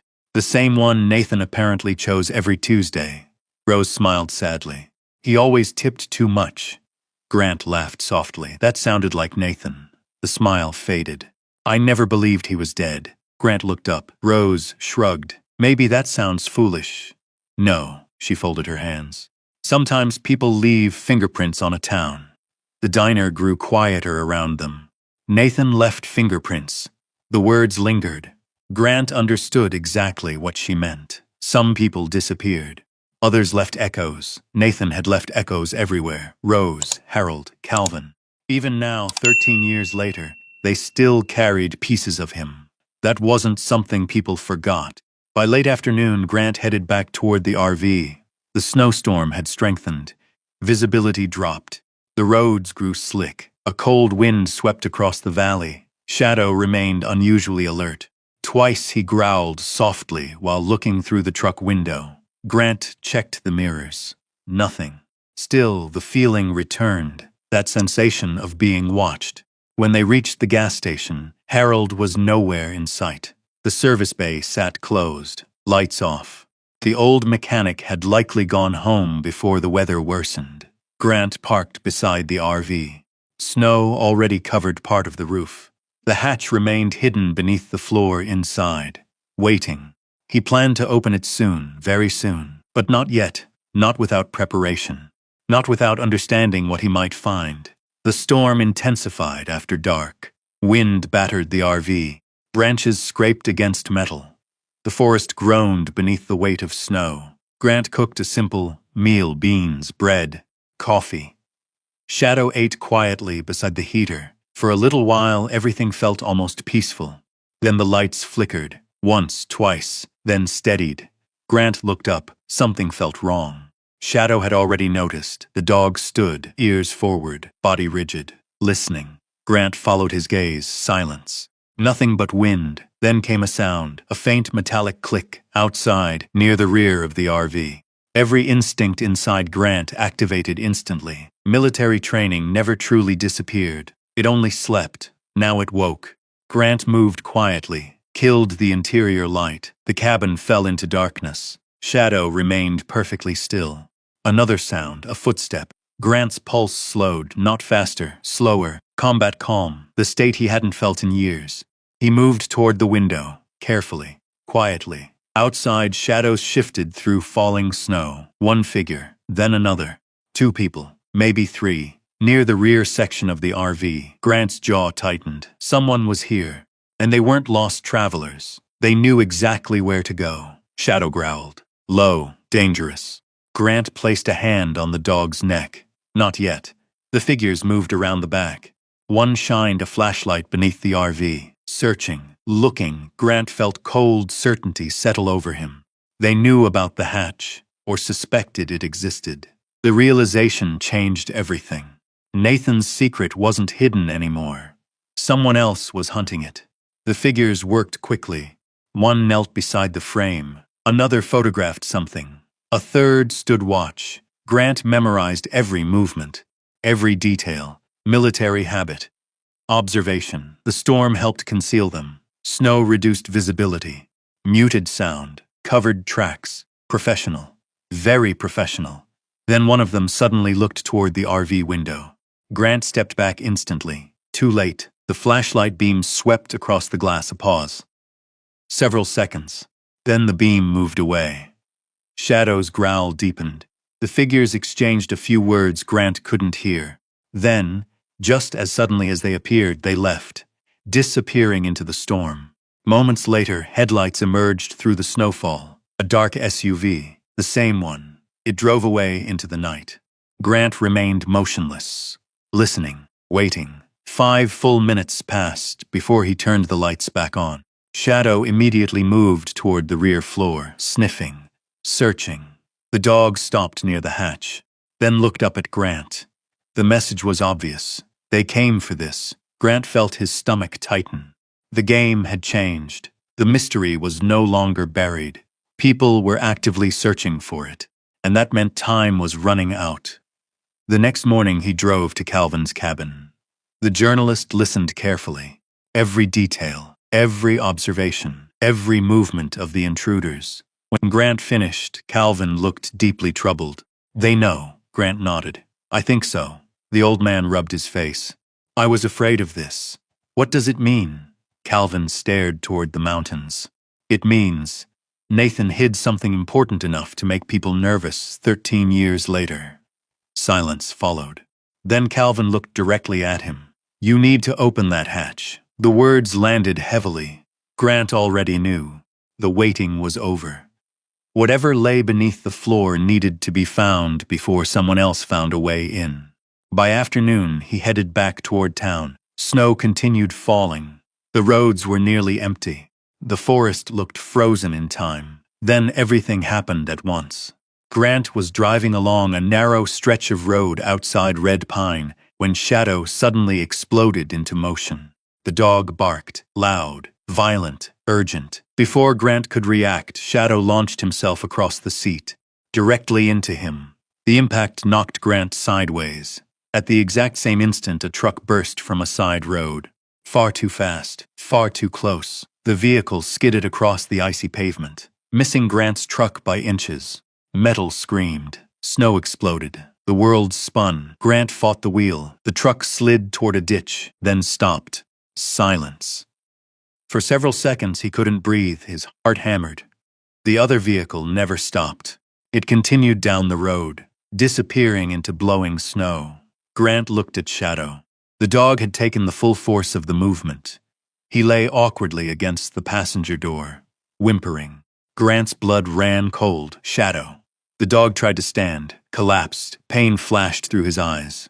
Grant's chest tightened. No, not Shadow, not him, not after everything. He climbed from the truck. Snow swirled around him. The road stood empty. The other vehicle was gone. Gone too quickly. Too conveniently. Grant knew what accidents looked like.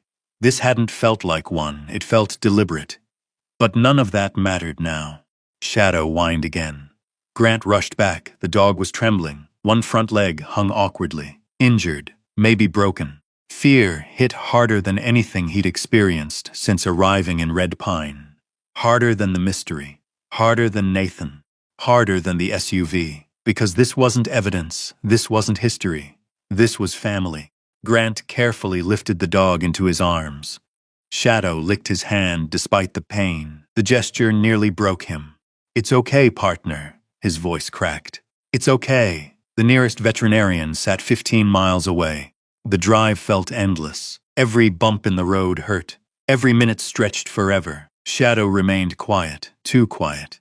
Grant kept one hand on the dog's neck the entire drive, feeling the heartbeat, making sure it remained steady. The clinic lights finally appeared through the snow. Warm, bright, hope. As Grant carried Shadow inside, he made a silent promise. Whatever Nathan had hidden, whatever Victor Kane had done, whatever danger waited ahead, none of it mattered if he lost the one companion who had stayed beside him through every nightmare. And somewhere deep inside, another realization took root. The people hunting Nathan's secret were no longer watching from a distance. Now they were close. Very close. And they had just shown Grant exactly how far they were willing to go.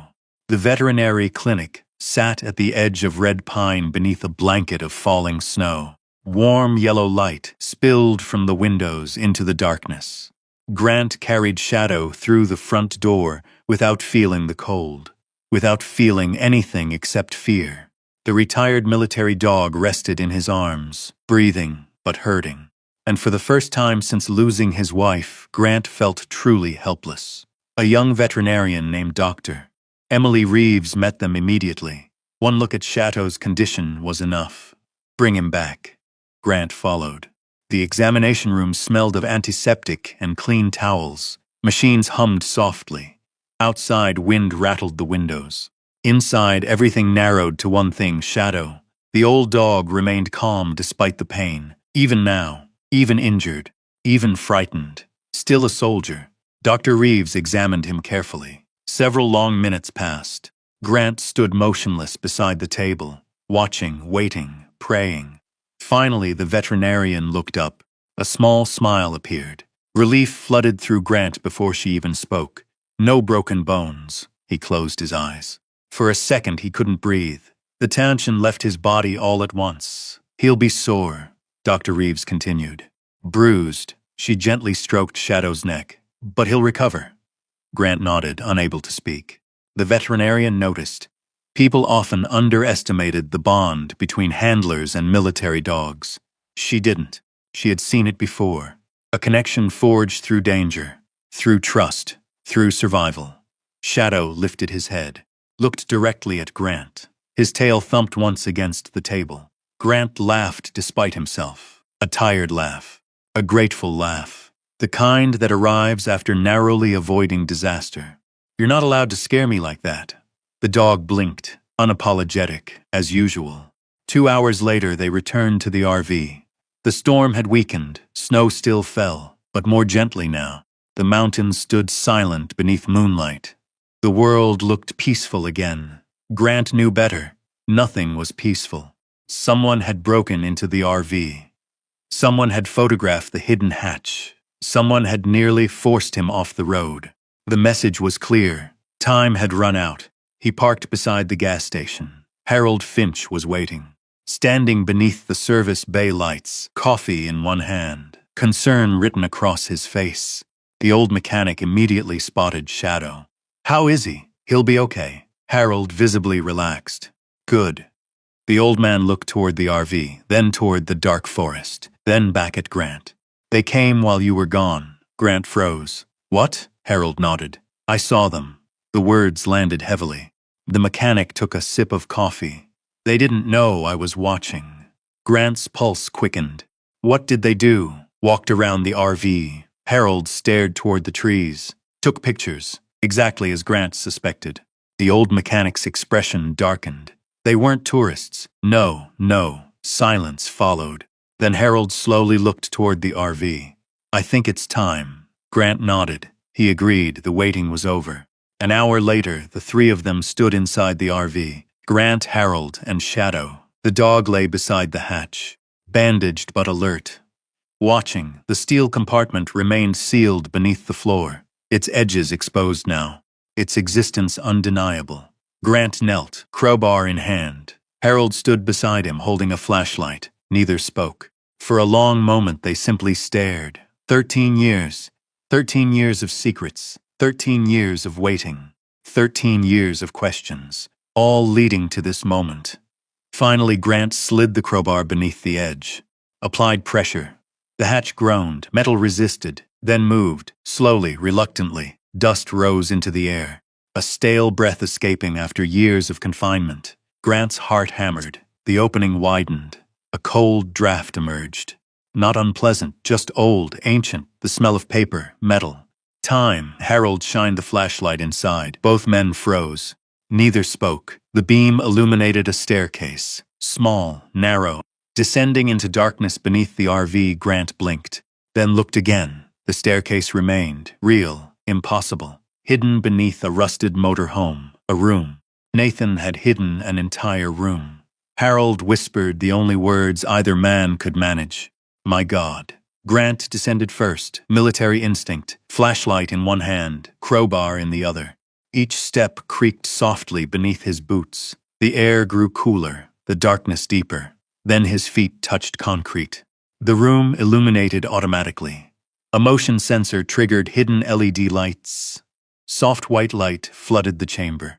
Grant stopped breathing. The room wasn't large, maybe 12 feet by 16, but every inch had been designed with purpose. Precision, planning, military efficiency. Shelves lined the walls. Metal cabinets, storage cases, document boxes, electronic equipment, maps, binders, everything perfectly organized. Everything perfectly preserved. The chamber looked less like a hiding place and more like a command center, like someone had built it for a mission. A mission lasting years. Harold descended behind him. The flashlight slipped slightly in his hand. Sweet Lord. Grant couldn't disagree. Shadow appeared next. Despite his injury, slowly, carefully, the old dog limped down the steps. The moment his paws touched the floor, something changed. He froze, completely still. His nose lifted. The room fell silent. Shadow inhaled deeply, then moved forward, not randomly, not searching, purposefully, like a dog entering a familiar place. Grant watched carefully. The old German shepherd crossed the room, past shelves, past cabinets, past boxes, directly toward the far wall. There he stopped. A single framed photograph hung above a desk. Shadow sat beneath it, staring. Grant approached slowly, then his breath caught. The photograph showed two men, young, smiling, wearing military uniforms. One was Grant, the other was Nathan, taken years ago, before deployments, before loss, before grief, before everything. Grant stared, his chest tightened. Nathan had kept the photograph all these years. The realization hit harder than expected. Then he noticed something else. A letter, taped beneath the frame, his name written across the front. Grant Holloway. The handwriting was unmistakable Nathan's. For several seconds, Grant simply stood there, unable to move, unable to speak. Harold quietly stepped away, giving him privacy, giving him space. The old mechanic understood. Some moments belonged to the living, others belonged to ghosts. Grant slowly removed the envelope. His hands trembled, not from fear, from emotion, from 13 years of grief, from the impossible reality of seeing Nathan's handwriting again. Carefully, he opened it. The paper inside remained perfectly preserved. The first line hit him immediately. Brother, if you're reading this, then Shadow found what I couldn't leave behind. Grant closed his eyes. Emotion surged through him. He could hear Nathan's voice, the humor, the confidence, the stubbornness. Every word sounded exactly like him. Grant continued reading. Nathan explained little at first, only enough, just enough. The letter spoke of danger, of betrayal, of people willing to destroy lives to protect secrets. It spoke of Victor Kane, the defense executive Calvin had investigated, the man Nathan had spent years trying to expose. Then came the line that changed everything. Grant read it twice, then a third time, because his mind refused to accept it. I survived the operation. The room seemed to tilt. Harold noticed immediately. What is it? Grant couldn't answer, not right away. His eyes remained fixed on the page. Nathan survived. Not suspected, not maybe, not possibly. Confirmed. Nathan himself had written it. He survived. For 13 years, Grant carried guilt. For 13 years, he mourned. For 13 years, he believed his friend died overseas. The truth had been something entirely different. Nathan survived, at least for a while. Grant continued reading. The story unfolded piece by piece. Nathan discovered Victor Kane's criminal network, gathered evidence, prepared to expose everything, then realized he had become a target. Disappearing had been his only option. So he vanished, built the chamber, created the plan, prepared for a future he hoped would never be necessary.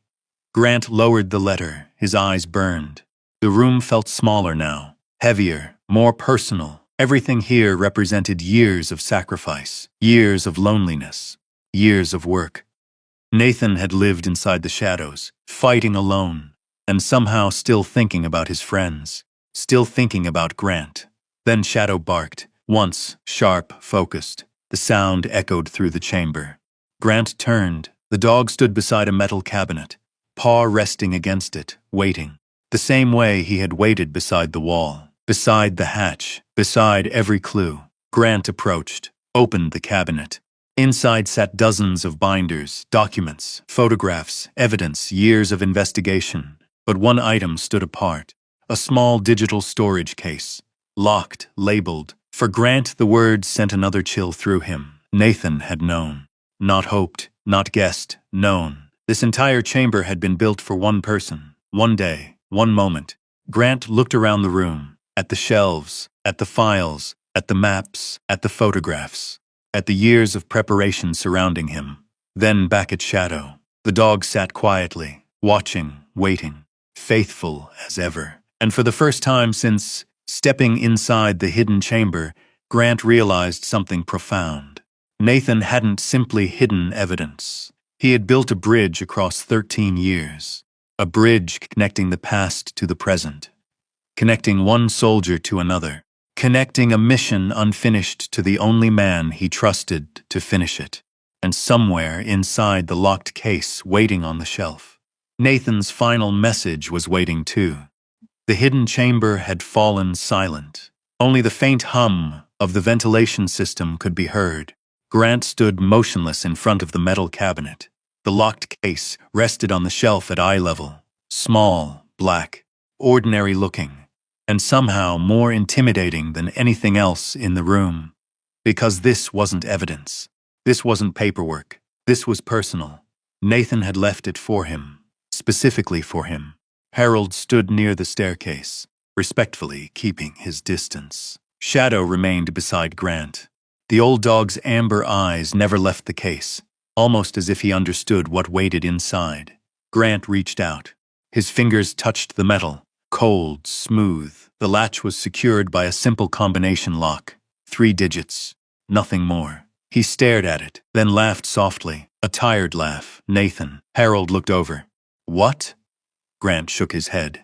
He always made things harder than they needed to be. The old mechanic smiled. That sounds about right. Grant examined the lock. 3 digits. Simple, yet somehow deeply personal.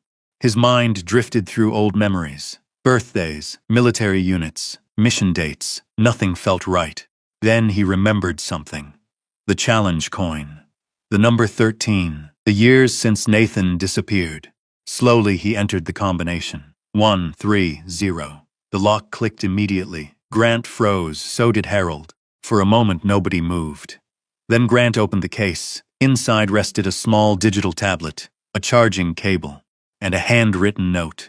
The note contained only 6 words for Grant. Watch this alone. His throat tightened. Nathan's handwriting looked exactly the same. like no time had passed at all. Harold quietly stepped back. "I'll wait upstairs." Grant nodded. The old mechanic disappeared toward the staircase, leaving Grant and Shadow alone. The tablet felt heavier than it should have. He pressed the power button. The screen flickered. A loading symbol appeared. Then a single video file. Grant stared at it for several seconds. His pulse hammered. This was it, the answer, the truth. The last thing Nathan wanted him to know. Finally, he tapped play. The screen went black, then slowly came alive. The image was grainy, recorded years ago. Nathan sat at a desk inside the very chamber where Grant now stood, older than Grant remembered, thinner, more tired, but unmistakably Nathan. For a moment, Grant forgot how to breathe because there he was, alive, moving, smiling. His best friend, the dead man, the ghost. The screen paused briefly, then Nathan spoke. "Hey, brother." Grant closed his eyes. The voice hit harder than the image. It was exactly the same. The same calm confidence. The same humor hidden beneath seriousness. The same Nathan. "If you're watching this, then a lot of things went wrong." A sad smile crossed Nathan's face. "I was hoping you'd never have to see it." Grant felt emotion building inside his chest. Nathan leaned back slightly. His eyes looked directly into the camera, into the future, into Grant. "I don't know how old you are right now," a faint chuckle. "But knowing you, you're probably still too stubborn to quit." Grant laughed despite the tears forming in his eyes. "That sounded exactly like him," Nathan continued. "If you're here, then Victor Kane is still dangerous." The smile vanished. The room seemed darker, more serious. Nathan folded his hands. "What I'm about to tell you needs to reach federal investigators."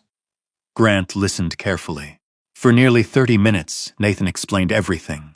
The criminal network, the stolen military technology, the secret buyers, the hidden transactions, the years of deception. Victor Kane had built an empire behind legitimate business operations, selling advanced systems through illegal channels, making fortunes, destroying lives, silencing anyone who got too close. Nathan explained how he discovered it, how he gathered evidence, how he realized people inside the organization were helping Kane, and how, eventually, Kane learned the truth. "He knew I was collecting information." Nathan's expression hardened. "He knew I was preparing to expose him." The video paused briefly, then continued. "So I disappeared." Grant sat motionless. Every answer raised new emotions: anger, admiration, grief. Nathan had sacrificed everything: his career, his identity, his future, to stop a man nobody else could reach. Then Nathan's expression changed, softened. His eyes drifted away from the camera, toward something off-screen. A smile appeared, a genuine one, and suddenly Grant knew the conversation was changing, becoming personal. "If you're watching this," Nathan looked back at the lens, "then Shadow is probably sitting beside you." Grant froze. Slowly he looked down. The old dog rested against his leg, exactly where Nathan predicted. A chill ran through him. Nathan smiled wider. "Yeah, I figured." The room felt smaller. The years seemed to disappear. Nathan took a long breath, then said something Grant never expected. "There's something I never told you." The smile remained. "You remember when Shadow was assigned to you?" Grant nodded unconsciously, even though Nathan couldn't see him. Of course he remembered. 7 years ago, military reassignment, retired K-9 program, the beginning of their partnership. Nathan's eyes softened. "He wasn't yours first." Grant's heart stopped. The room seemed to tilt. Nathan continued quietly. "He was mine." Silence. Absolute silence. Grant stared at the screen, unable to move, unable to think. Nathan smiled sadly. "I knew that would surprise you." The video continued. Years earlier. Before Shadow ever met Grant. Before retirement. Before reassignment. Nathan had been Shadow's original handler during a classified deployment. The two had served together, trained together, survived together. The old dog lying beside Grant had once belonged to Nathan. Grant, tears burning his eyes. Everything suddenly made sense. The reactions, the scents, the memories, the obsession with the RV. Nathan's hidden room. The photograph. Shadow hadn't been searching randomly. He'd been following something deeper, something older. Nathan leaned closer to the camera. When I disappeared, Shadow was reassigned. The sadness in his voice was unmistakable. It was the hardest part. Grant looked down. The old dog stared back, calm, faithful, trusting. Nathan smiled again. He never forgot. The words shattered something inside Grant. Because suddenly every strange moment made sense. Every reaction, every instinct, every clue. Shadow wasn't chasing evidence. Shadow wasn't uncovering mysteries. Shadow was following memory, following scent, following the trail of the first handler he ever loved. Nathan's eyes glistened slightly. He was always smarter than both of us. Grant laughed through tears. A broken laugh. A real one. Nathan pointed toward the camera. If that old dog found this room, he shook his head. Then he's the reason you're there. Grant placed a hand on Shadow's neck. The dog immediately leaned closer. Nathan continued, "Take care of him." The words carried enormous weight. He deserves peace. The video grew quieter, more reflective. Nathan looked older suddenly, tired, like a man carrying years of loneliness. If things went the way I think they did, his eyes lowered. Then I probably didn't make it. Grant's throat tightened. Nathan nodded slowly. It's okay. The acceptance hurt more than fear would have. I'm not angry. The room remained silent. Only Nathan's voice existed now. Listen carefully, brother. Grant did. Victor Kane isn't the mission. Nathan's gaze sharpened. The evidence is. Grant frowned. Nathan continued. Justice matters. The screen flickered slightly, but revenge doesn't. The words lingered, powerful, simple, true. Nathan leaned back. A faint smile returned. You know what matters? Grant listened. People. Nathan pointed directly at the camera. People who stayed. Grant immediately thought of Rose, Harold, Calvin, Shadow, the town that had helped him survive. Nathan smiled. They're your future. The final minutes of the video felt different, less like instructions, more like goodbye. Nathan thanked him, apologized for leaving, shared memories, jokes, stories, small things, human things. Then finally came the last message, the one Grant would remember forever. Nathan looked directly into the camera, his eyes steady, his voice calm. Finish what I started. A pause, then, and when it's over, another pause. Live. Grant's vision blurred. Nathan smiled. The same smile from 100 memories. The same smile from years ago. The same smile that had once convinced exhausted soldiers they could survive anything. That's an order. The screen went black. The room fell silent. Grant sat there for a very long time, unable to move, unable to speak. Beside him, Shadow slowly rested his head on Grant's knee. The old dog looked tired, older, but peaceful, as if some invisible journey had finally reached its destination. Grant looked down. His hand found the dog's head. Neither moved, neither needed to, because together they finally understood the truth. The mystery was never about a hidden room, never about a hatch, never even about evidence.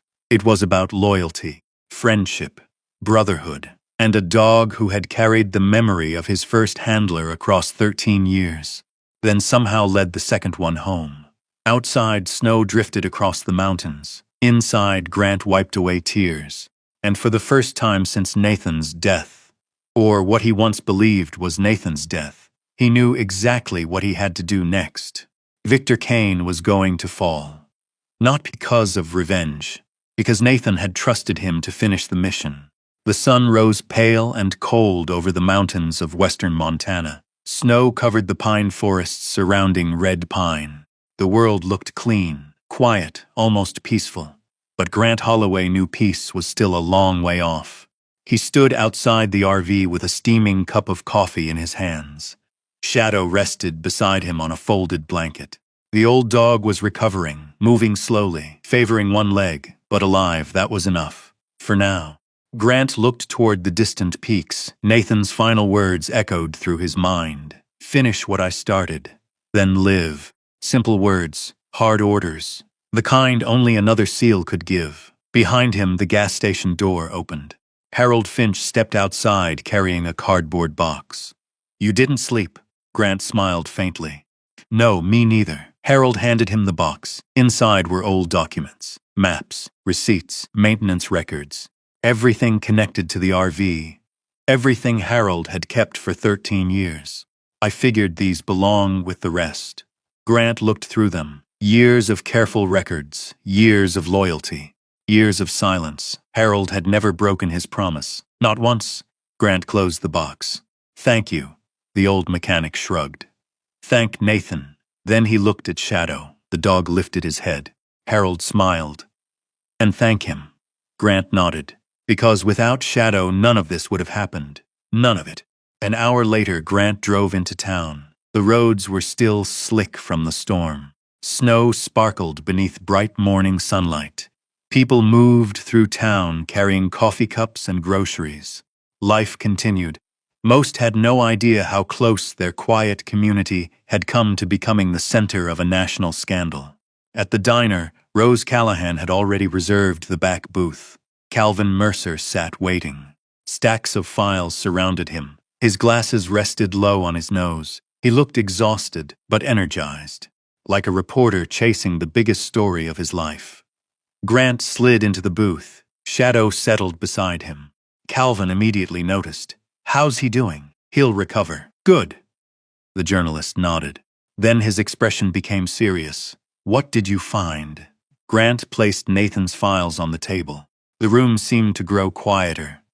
Even Rose stopped wiping the counter. Everyone understood the importance of this moment. Carefully, methodically, Grant explained everything. The hidden chamber, the recordings, the documents, the evidence, Nathan's video, Victor Kane, the illegal network, the dead man system, every detail. Calvin listened without interrupting. The deeper Grant went, the paler the old journalist became. Finally, Grant finished. Silence filled the booth. Calvin removed his glasses, rubbed his eyes, then whispered 3 words. My God, Nathan. Rose slowly sat down across from them, her coffee forgotten, her hands folded tightly. You really have proof? Grant nodded. Enough. The old journalist looked up. More than enough. For a long moment, nobody spoke. Then Calvin stood. The decision had already been made. I'm making a call. Grant knew who. The same federal contact Nathan had trusted years earlier. The same one Calvin had quietly maintained communication with. The same person who had waited over a decade for evidence strong enough to act. 3 hours later they arrived. 2 black SUVs rolled into red pine beneath a sky, turning gray with approaching snow. No sirens, no attention. Just quiet professionalism. 3 people stepped out. The woman leading them looked confident and sharp. Mid-50s. Dark coat, steel gray eyes. Federal investigator Dana Brooks. Calvin greeted her first. They clearly knew each other. Not socially, professionally. The kind of relationship built over years of unfinished cases. Dana entered the diner. Grant immediately recognized something in her posture. Military, not active duty, but close. She extended her hand. Grant Holloway, yes, Dana Brooks. Her grip was firm, confident, direct. She glanced down at Shadow. A small smile appeared. Good dog. Shadow's tail moved once. Approval granted, Dana sat. Grant spent the next 2 hours presenting everything. Every file, every photograph, every recording, every detail Nathan had preserved. Dana reviewed each piece carefully. Professionals rarely show emotion, but Grant saw it, especially when she watched Nathan's final video. Especially when Nathan described Victor Kane's operation. Especially when Nathan explained how many people had been hurt. By sunset, the decision was made. Dana closed the final folder, then looked directly at Grant. We can move. The words carried enormous weight. Years of waiting, years of secrets, years of fear. Finally ending. How soon? Dana checked her watch, then smiled. Already started. Grant frowned. What do you mean? Dana turned her laptop screen. News alerts filled the display. Federal warrants, search authorizations, asset seizures, emergency judicial approvals, dozens of actions. Across multiple states. Simultaneously. Nathan's dead man system had done exactly what it was designed to do. The evidence was already spreading. Multiple agencies, multiple jurisdictions, multiple investigators. Too many to stop, too many to silence. Victor Kane's empire was beginning to collapse. The first domino had fallen, and there was no way to stand it back up. That evening, Grant returned to the RV. For the first time in weeks, he felt something unfamiliar. Hope, real hope. Not survival, not endurance, hope. Shadow slept peacefully beside the heater. The dog looked older tonight, tired, but content. Grant sat beside him, one hand resting on the shepherd's neck. Outside, snow drifted quietly through the darkness. Inside, the radio played soft country music. For one brief night, the war seemed far away. Then the phone rang. Donna.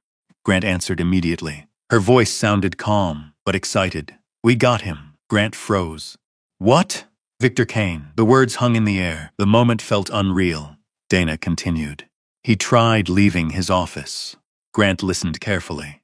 He never made it past the parking garage. Grant slowly sat down. The room seemed suddenly smaller. We have him. A long silence followed. Grant stared at Shadow. The old dog lifted his head, watching him, waiting. Is it over? Dana exhaled. No, an honest answer. But it started. Grant thanked her, then ended the call. For a long time he sat alone, thinking, remembering, processing. 13 years. Nathan spent 13 years trying to reach this moment, and now it had finally arrived. Not with explosions, not with dramatic confrontations, not with violence, but with truth, evidence, facts. The very things Victor Kane spent years trying to bury. The next morning, every television in America carried the story. Federal investigations, defense corruption, criminal conspiracies, corporate misconduct, arrests, searches, asset freezes. The headlines spread rapidly. People gathered inside the diner, watching the coverage. Red Pine suddenly found itself at the center of a national story. Grant stood quietly near the back, watching, listening, never seeking attention. The reporters never mentioned Nathan by name. Not yet. But Grant knew. Nathan had won. Days passed, then weeks. More arrests followed. Executives, middlemen, financial coordinators. The network unraveled faster than anyone expected. Every document Nathan preserved became another thread. Every thread led somewhere, and eventually, they all led back to Victor Kane. One snowy afternoon, Dana returned to Red Pine. She found Grant splitting firewood behind the RV. Shadow supervised from a nearby patch of sunlight. Dana approached, holding a folder. Grant recognized the expression immediately. Closure. She handed him the folder. Inside were photographs, official documents, federal findings, the final investigation summary. Victor Kane would spend the rest of his life facing consequences for what he had done. Grant closed the folder. For a moment he expected satisfaction, victory, triumph. Instead, he felt something quieter, something heavier, sadness, because none of it brought Nathan back. Dana seemed to understand. She looked toward the mountains. He would have been proud. Grant smiled faintly. So everyone keeps telling me. Dana laughed softly. Then maybe it's true. The investigator crouched beside Shadow. The dog accepted a scratch behind the ears. A rare honor. Then Dana stood. Before leaving, she paused. There was something else. Grant looked up. What? Dana smiled. The property lawyers found something. Grant frowned. What property? Dana's smile widened. Nathan's. Grant stared. Nathan's property? The investigator handed him another envelope. Sealed. Official. Unexpected. Grant looked down at it, confused, curious, hopeful. Dana pointed toward the envelope. He left more than evidence behind. Then she walked away. The black SUV disappeared down the snowy road. Leaving Grant standing beside the RV, Shadow rose slowly, moved beside him. The envelope felt strangely heavy in Grant's hands. He stared at it, wondering what Nathan could possibly have planned next. And somewhere beyond the mountains surrounding Red Pine, one final surprise was waiting. Not a secret, not a mission, not a battle, something far more important. A future.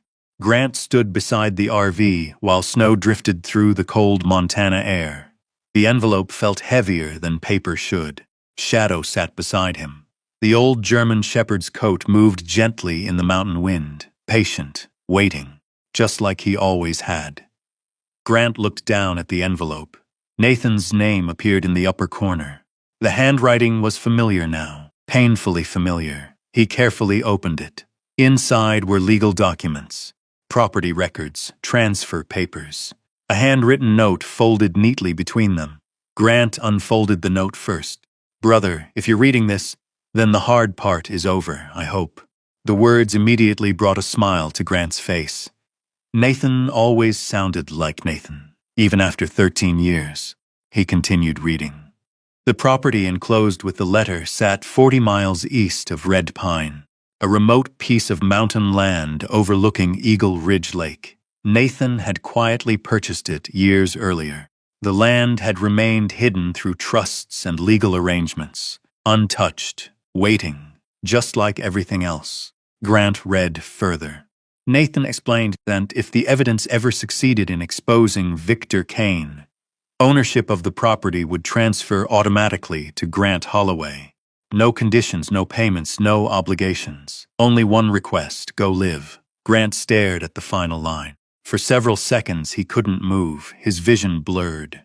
Nathan had spent years preparing evidence, years preparing justice, but he had also spent years preparing something else: a future. For the friend he feared might someday need one. A future for Shadow, too. The old dog nudged Grant's hand. Grant laughed softly, then scratched behind Shadow's ears. "You knew something, didn't you?" Shadow blinked. Completely innocent, or pretending to be. 3 days later, Grant drove east. The RV climbed through winding mountain roads. Snow-covered pines stretched toward the horizon. Frozen streams glittered beneath pale winter sunlight. The world seemed larger than it had in years. For so long, Grant's life had been reduced to survival. Bills, hospitals, loss, grief. Now the horizon felt open again. The road eventually narrowed, then became gravel, then became little more than a trail. Finally, the trees opened. Grant stopped the RV and simply stared. Eagle Ridge Lake spread below him. Miles of blue water surrounded by mountains. Snow-covered peaks reflected across the frozen surface. Pine forests rolled down the slopes toward the shoreline. The air looked cleaner, brighter, almost untouched by time. Shadow jumped down first. The old dog trotted across the snow, stopping near the ridge, looking out over the water. Grant followed. Silence surrounded them. Not empty silence. Peaceful silence, the kind that heals things, the kind that asks nothing from you. For a long time, neither moved. Then Grant noticed something, a structure, farther down the slope, partially hidden among tall pine trees. An old cabin, weathered, small, still standing. Nathan's cabin, or what remained of it. Grant walked toward it. Snow crunched beneath his boots. Shadow followed close behind. The cabin was old but solid, hand-built, simple. A stone chimney, a small porch. Windows clouded by years of weather. Inside, dust covered nearly everything, but the bones remained strong. The place felt alive, waiting, the way the RV had waited, the way Nathan's room had waited, the way all of this had waited. Grant stepped into the center of the cabin. Sunlight streamed through the windows, golden beams cutting through dust. For the first time in years, he could picture a future. Not tomorrow, not next week. Years, actual years. The realization hit harder than expected, because after his wife's death, Grant had stopped imagining a future at all. He survived one day at a time, 1 hour at a time. Now suddenly there was a place, a purpose, a horizon, a home. By spring, the entire town of Red Pine knew about the cabin, and something remarkable happened. People showed up.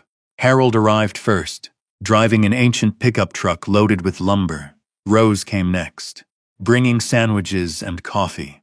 Calvin appeared carrying boxes of tools he claimed were journalism equipment. Nobody believed him, not even Calvin. They laughed more than they worked that day.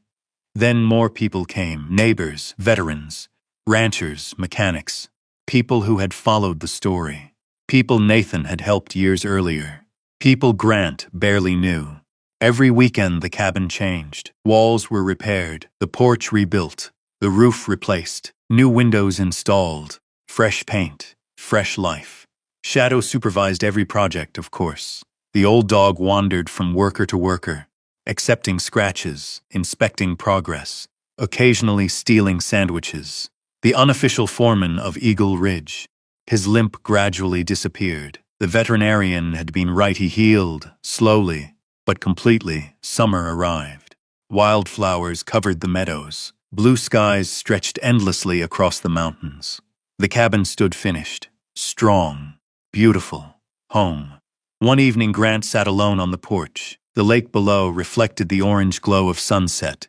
The air smelled of pine and fresh-cut wood. Shadow rested beside his chair, older now, gray around the muzzle, content.